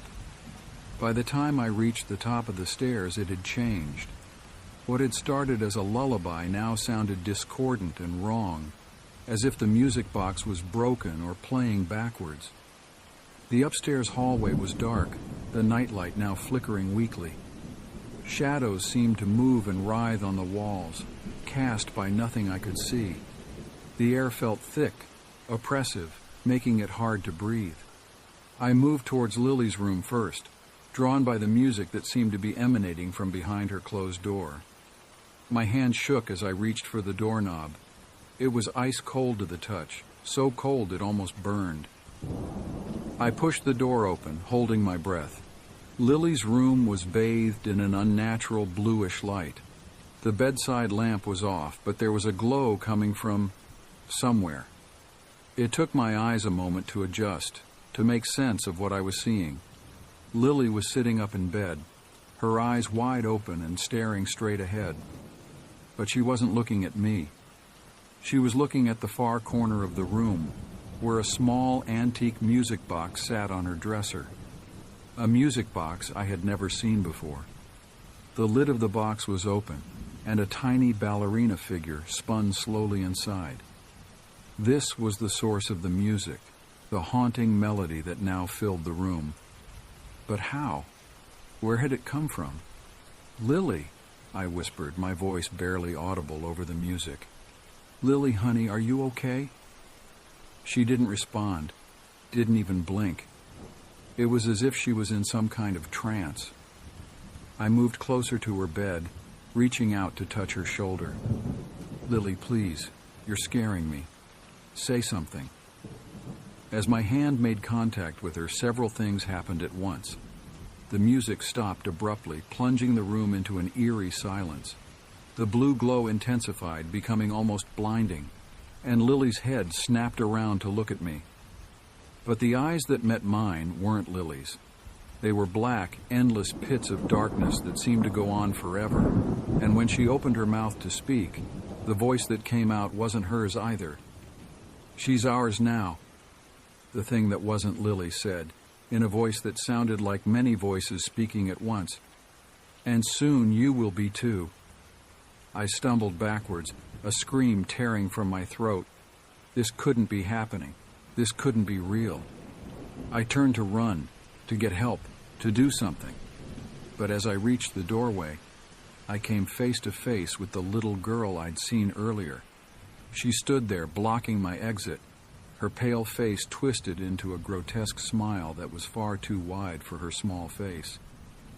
"Where are you going, Emily?" she asked. Her voice a sickly sweet sing-song. "The fun is just beginning." I felt the world spin around me, darkness creeping in at the edges of my vision.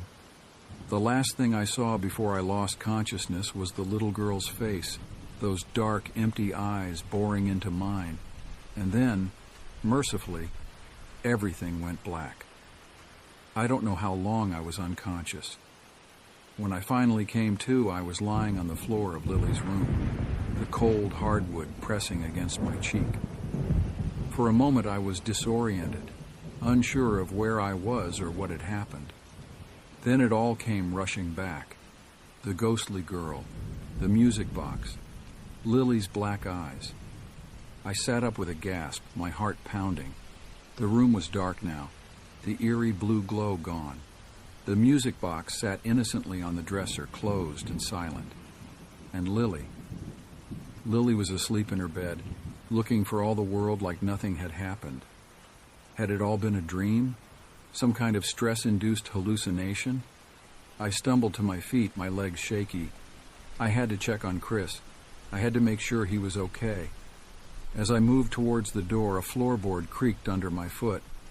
I froze, watching Lily anxiously. She stirred slightly but didn't wake up. I let out a breath I didn't realize I'd been holding and continued to the door. The hallway was dark and quiet, too quiet. The storm outside seemed to have stopped, or at least paused. The silence was oppressive, broken only by the sound of my own ragged breathing. I made my way to Chris's room, pushing the door open slowly. Relief washed over me as I saw him, still fast asleep in his bed. Whatever was happening, at least he seemed unaffected. I was about to close the door when something caught my eye. There, on Chris's desk, was a piece of paper that hadn't been there before. My curiosity overrode my fear, and I found myself moving towards it. As I got closer, I realized it wasn't just a piece of paper. It was a drawing, a child's drawing done in crayon. My blood ran cold as I saw what it depicted. It was a crude representation of the Thompson house. In front of it stood 4 stick figures, clearly meant to be Chris, Lily, Mrs. Thompson, and me. But behind us, looming over the house, was a 5th figure. It was tall, impossibly tall, with long, spindly arms that reached down towards the human figures. Its face was a black scribble, with 2 white circles for eyes. At the bottom of the page, in childish handwriting, were the words, "He's coming for us, Emily." My hands shook as I put the drawing down. This couldn't be happening. It had to be some kind of sick joke. But deep down I knew it wasn't. Something was very, very wrong in this house. I turned to leave the room to wake the kids and get us all out of here. But as I reached for the doorknob, I heard it. A low, guttural growl coming from behind me. Slowly, terrified of what I might see, I turned around. Chris was sitting up in bed. But it wasn't Chris. Not really. His eyes glowed an unnatural red in the darkness, and when he opened his mouth, I saw rows of sharp, pointed teeth. "Where are you going, Emily?" he asked, in a voice that was definitely not his own. It was deep, gravelly, and filled with malice. "Don't you want to play with us?" I screamed, yanking the door open and bolting into the hallway. I could hear something pursuing me, its footsteps heavy and fast behind me.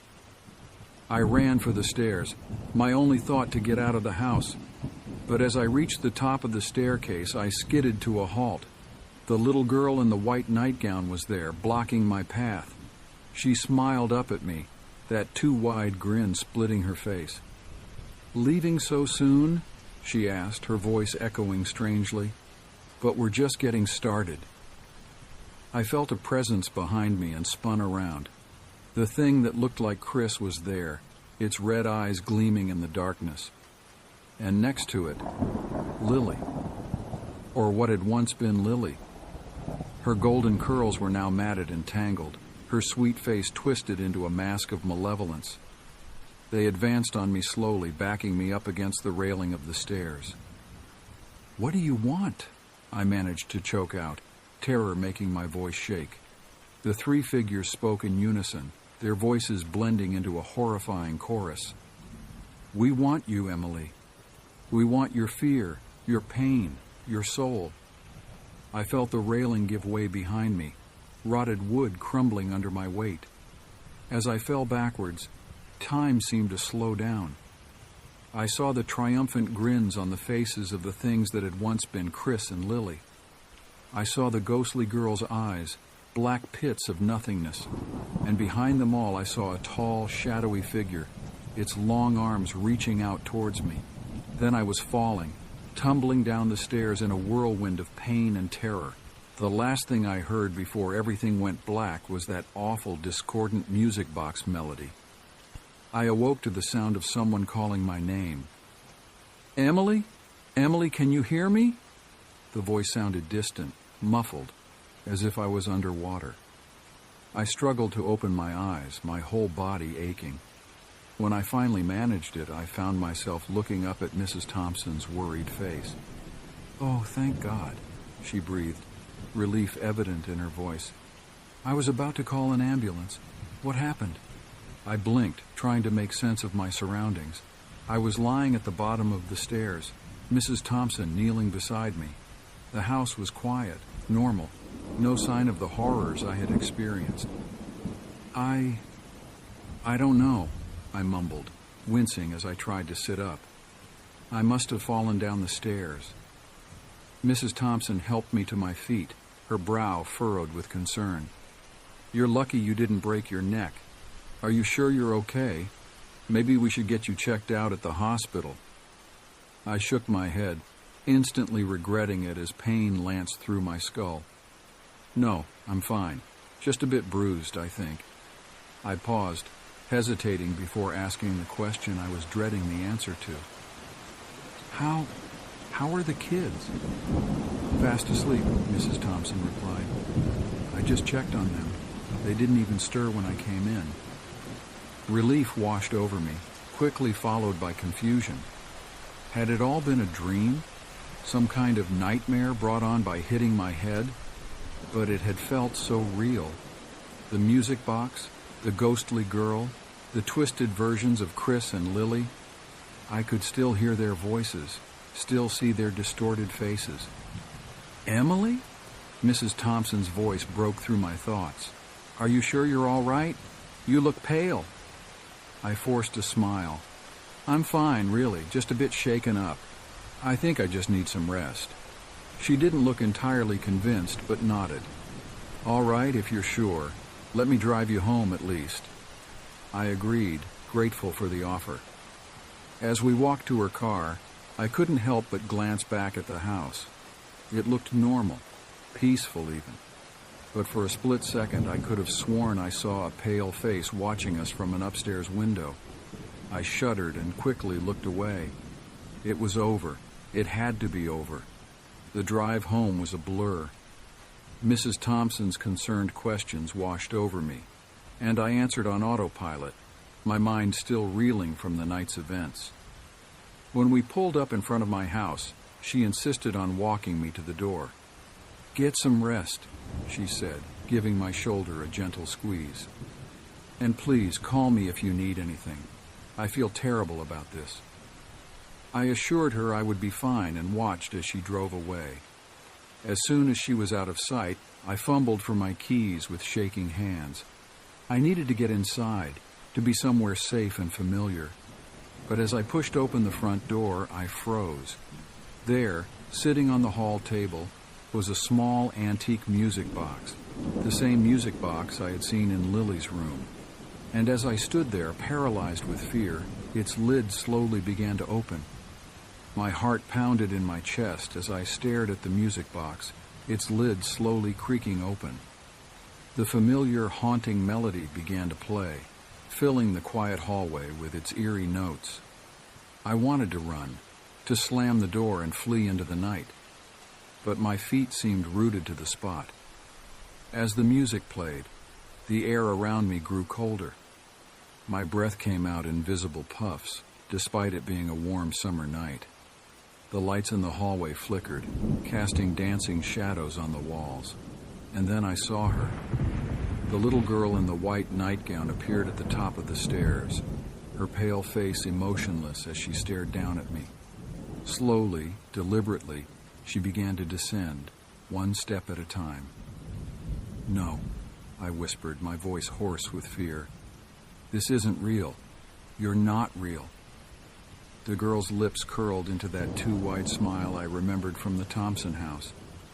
"Oh, Emily," she said, her voice echoing strangely in the hallway. "I'm as real as your fear, as real as your guilt." "Guilt?" I repeated, confused. "What are you talking about?" She reached the bottom of the stairs, standing just a few feet away from me. "You know what I mean, Emily. Think back. Remember." Suddenly my head was filled with flashes of memory, but they weren't memories I recognized. I saw myself, younger, maybe 10 or 11, playing with a little girl I didn't know. We were by a lake, laughing and splashing in the shallows. Then the scene changed. The little girl was struggling in deeper water, calling for help. And I was just watching from the shore, doing nothing. "No," I gasped, shaking my head violently. "That's not real. That never happened." "Didn't it?" the ghost girl asked, tilting her head to one side. "Are you sure, Emily? Or have you just buried it so deep you can't remember?" I pressed my hands to my temples, trying to block out her voice, trying to make sense of what was happening. "Who are you?" I demanded. "What do you want from me?" The girl's smile widened, her teeth gleaming in the dim light. "I want you to remember, Emily.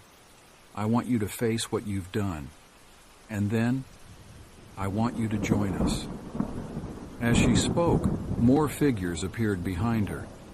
I recognized the twisted versions of Chris and Lily, their eyes glowing with an unholy light. And behind them, towering over all, was the tall, shadowy figure I had glimpsed before. Its long arms reached towards me, fingers elongating into sharp claws. I stumbled backwards, my back hitting the front door. My hand fumbled for the doorknob, but it wouldn't turn. I was trapped.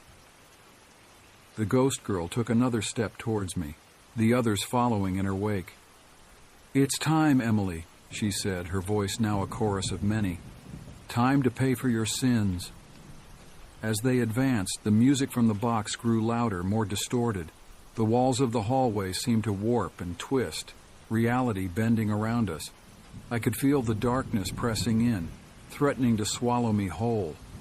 In that moment of utter terror, a small, rational part of my brain sparked to life. This couldn't be real. It had to be a dream, a hallucination. I squeezed my eyes shut, concentrating with all my might. "Wake up," I muttered to myself. "Wake up, wake up, wake up." I opened my eyes. The hallway was empty. The music box was gone. Everything was normal. For a split second, relief washed over me.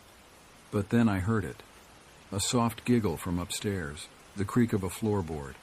They were still here, still waiting. And I knew, with a certainty that chilled me to my core, that this was far from over. The next few days passed in a haze of fear and confusion. I barely slept, jumping at every sound, seeing shadows move in every corner. My parents were worried, but I couldn't bring myself to tell them what was happening. They'd think I was crazy. Hell, I was starting to think I was crazy.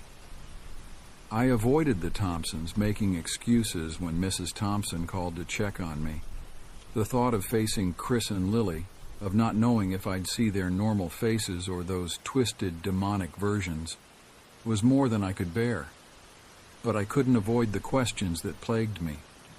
Who was the ghost girl? Why was she haunting me? And those memories she'd shown me, were they real? Had I really let a little girl drown? I needed answers, and I knew I wouldn't find them by hiding in my room. So on the fourth day after that terrifying night, I forced myself to leave the house. My destination, the local library. If there was any information about hauntings, about the history of our town, I'd find it there. The library was quiet when I arrived, only a few patrons browsing the shelves. I made my way to the local history section, my eyes scanning the titles. Nothing jumped out at me immediately, so I settled in for a long search. Hours passed as I pored over old newspapers, town records, and historical accounts. My eyes were strained, my head aching, but I couldn't stop. I needed to find something, anything, that might explain what was happening to me. And then, just as I was about to give up, I found it. It was a small article in a newspaper from 1952. The headline read, "Local Girl Drowns in Tragic Accident." My heart pounded as I read the details. A 10-year-old girl had drowned in Lake Hollow just outside of town. Her name was Sarah Mitchell. But it was the next paragraph that made my blood run cold. The article mentioned that Sarah had been playing with a friend when the accident occurred. The friend, who wasn't named due to her age, reportedly froze in panic and was unable to help. My hands shook as I stared at the grainy photo accompanying the article. It showed a smiling little girl with long dark hair. She was wearing a white dress. It was her, the ghost girl. As the realization hit me, the temperature in the library seemed to drop. The lights flickered, and I heard the faint strains of that haunting music box melody. "Remember now, Emily?" Sarah's voice whispered in my ear. I whirled around, but there was no one there. The other library patrons continued their browsing, oblivious to my panic. I gathered my things quickly, shoving the photocopy of the article into my bag. As I hurried towards the exit, I could have sworn I saw Sarah's reflection in every window I passed, her accusing eyes following me. Once outside, I gulped in the warm summer air, trying to calm my racing heart. I had answers now, but they only led to more questions. How could I have been the friend mentioned in the article? It happened in 1952, long before I was born. Was I somehow connected to that unnamed girl? Reincarnated, maybe? And more importantly, what did Sarah want from me now? As I walked home, lost in thought, I didn't notice the tall, shadowy figure watching me from across the street. I didn't see its long arms reach out, as if trying to grasp me from afar. And I didn't hear its low, guttural growl of frustration as I unknowingly passed beyond its reach. But I felt a chill run down my spine, a sense of being watched. And I knew, without a doubt, that my ordeal was far from over. In fact, it was only just beginning. The walk home from the library felt like the longest journey of my life. Every shadow seemed to move. Every rustle of leaves made me jump. By the time I reached my house, I was a nervous wreck. As I fumbled with my keys, I heard it again, that soft, haunting melody. It was coming from inside the house. With shaking hands, I pushed the door open. The music box sat in the center of the living room, its lid open, the tiny ballerina spinning slowly. Around it stood Sarah, Chris, and Lily, or rather, the ghostly versions of them that had been haunting me. And behind them, looming over all, was the tall, shadowy figure I'd glimpsed before.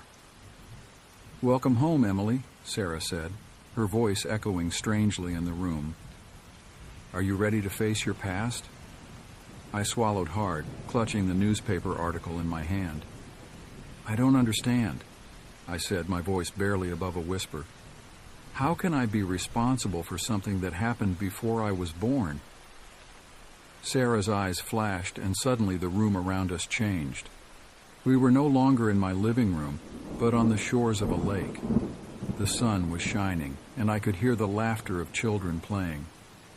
"Watch," Sarah commanded. I saw two girls playing in the shallows. One was clearly Sarah, and the other looked just like me, but younger. They were laughing, splashing each other, having fun. Then Sarah ventured out deeper, where the water reached her chest. "Come on," she called to the other girl, to me. "It's not that deep." But I could see the fear in the other girl's eyes. She shook her head, backing away. "I can't swim," she said. "I'm scared." Sarah rolled her eyes. "Don't be a baby. It's fine, see?" She ducked under the water, then came up spluttering. "Help!" she cried, her arms flailing. "I can't touch the bottom!" The other girl, me, stood frozen on the shore, paralyzed with fear. I watched in horror as Sarah struggled, going under once, twice, and then not coming back up. The scene faded, and we were back in my living room. I felt sick, tears streaming down my face. "I'm sorry," I whispered. "I was just a child. I was scared." "Sorry doesn't bring me back," Sarah hissed. "Sorry doesn't give me the life I should have had." The shadowy figure behind her seemed to grow larger, its arms reaching towards me. I could feel the darkness pressing in, threatening to swallow me whole. But something inside me snapped. This wasn't right. This wasn't fair. "No," I said, my voice growing stronger. "I was a child. I made a mistake. A terrible, tragic mistake, but a mistake nonetheless. I've carried that guilt with me, even if I didn't remember it consciously. But I won't let you punish me forever." I turned to Chris and Lily. "And you two. You're not really Chris and Lily. You're just manifestations of my fear and guilt. The real Chris and Lily are safe at home." The ghostly versions of the children flickered like a bad TV signal. I faced Sarah again. "I'm sorry for what happened to you. I truly am. But I can't change the past. All I can do is try to be better, to help others when they need it. And I have. I've dedicated my life to taking care of children, to making sure they're safe." As I spoke, I felt a warmth growing inside me. The shadows in the room seemed to retreat. "It's time to let go, Sarah," I said softly. "It's time for both of us to find peace." For a moment, Sarah's face contorted with rage, but then slowly her expression softened. The anger in her eyes faded, replaced by a deep sadness and then acceptance. "You're right," she said, her voice no longer echoing. "It's time." The shadowy figure behind her let out a howl of frustration as it began to dissipate. Chris and Lily's ghostly forms faded away. And Sarah smiled at me. A real smile this time, not the terrifying grin I'd seen before. "Thank you," she whispered, and then she too began to fade. The music box slowly closed, its melody fading into silence. And just like that, I was alone in my living room. I sank to my knees, exhausted but relieved. It was over. Finally, it was over. In the days that followed, I struggled to make sense of what had happened. Part of me wondered if it had all been some kind of vivid hallucination, brought on by stress and that fall down the stairs at the Thompsons. But deep down, I knew the truth.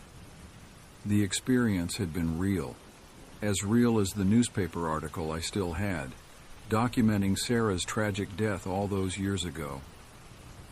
I started seeing a therapist, working through the guilt and fear that had plagued me for so long. I told her everything, and to her credit, she didn't dismiss my story outright. Instead, she helped me find ways to cope, to forgive myself, and to move forward. I continued babysitting for the Thompsons and other families in the neighborhood, but now I approached it with a new perspective. Every child I cared for was precious, and I was determined to keep them safe, to be the protector I hadn't been able to be for Sarah. Sometimes, late at night, I thought I could hear the faint strains of that music box melody, but it no longer filled me with dread. Instead, it reminded me of the peace Sarah had finally found, and the peace I was slowly finding myself. The experience had changed me. There was no doubt about that. But as I stood on the shores of Lake Hollow one sunny afternoon, watching children play in the shallows under the watchful eyes of their parents, I realized something important. We can't change the past, but we can learn from it. We can use our experiences, even the painful ones, to become better, stronger, more compassionate people. And as I turned to leave, I could have sworn I saw Sarah standing at the edge of the woods, smiling and waving goodbye. This time I smiled and waved back, knowing that both of us had finally found the peace we'd been searching for.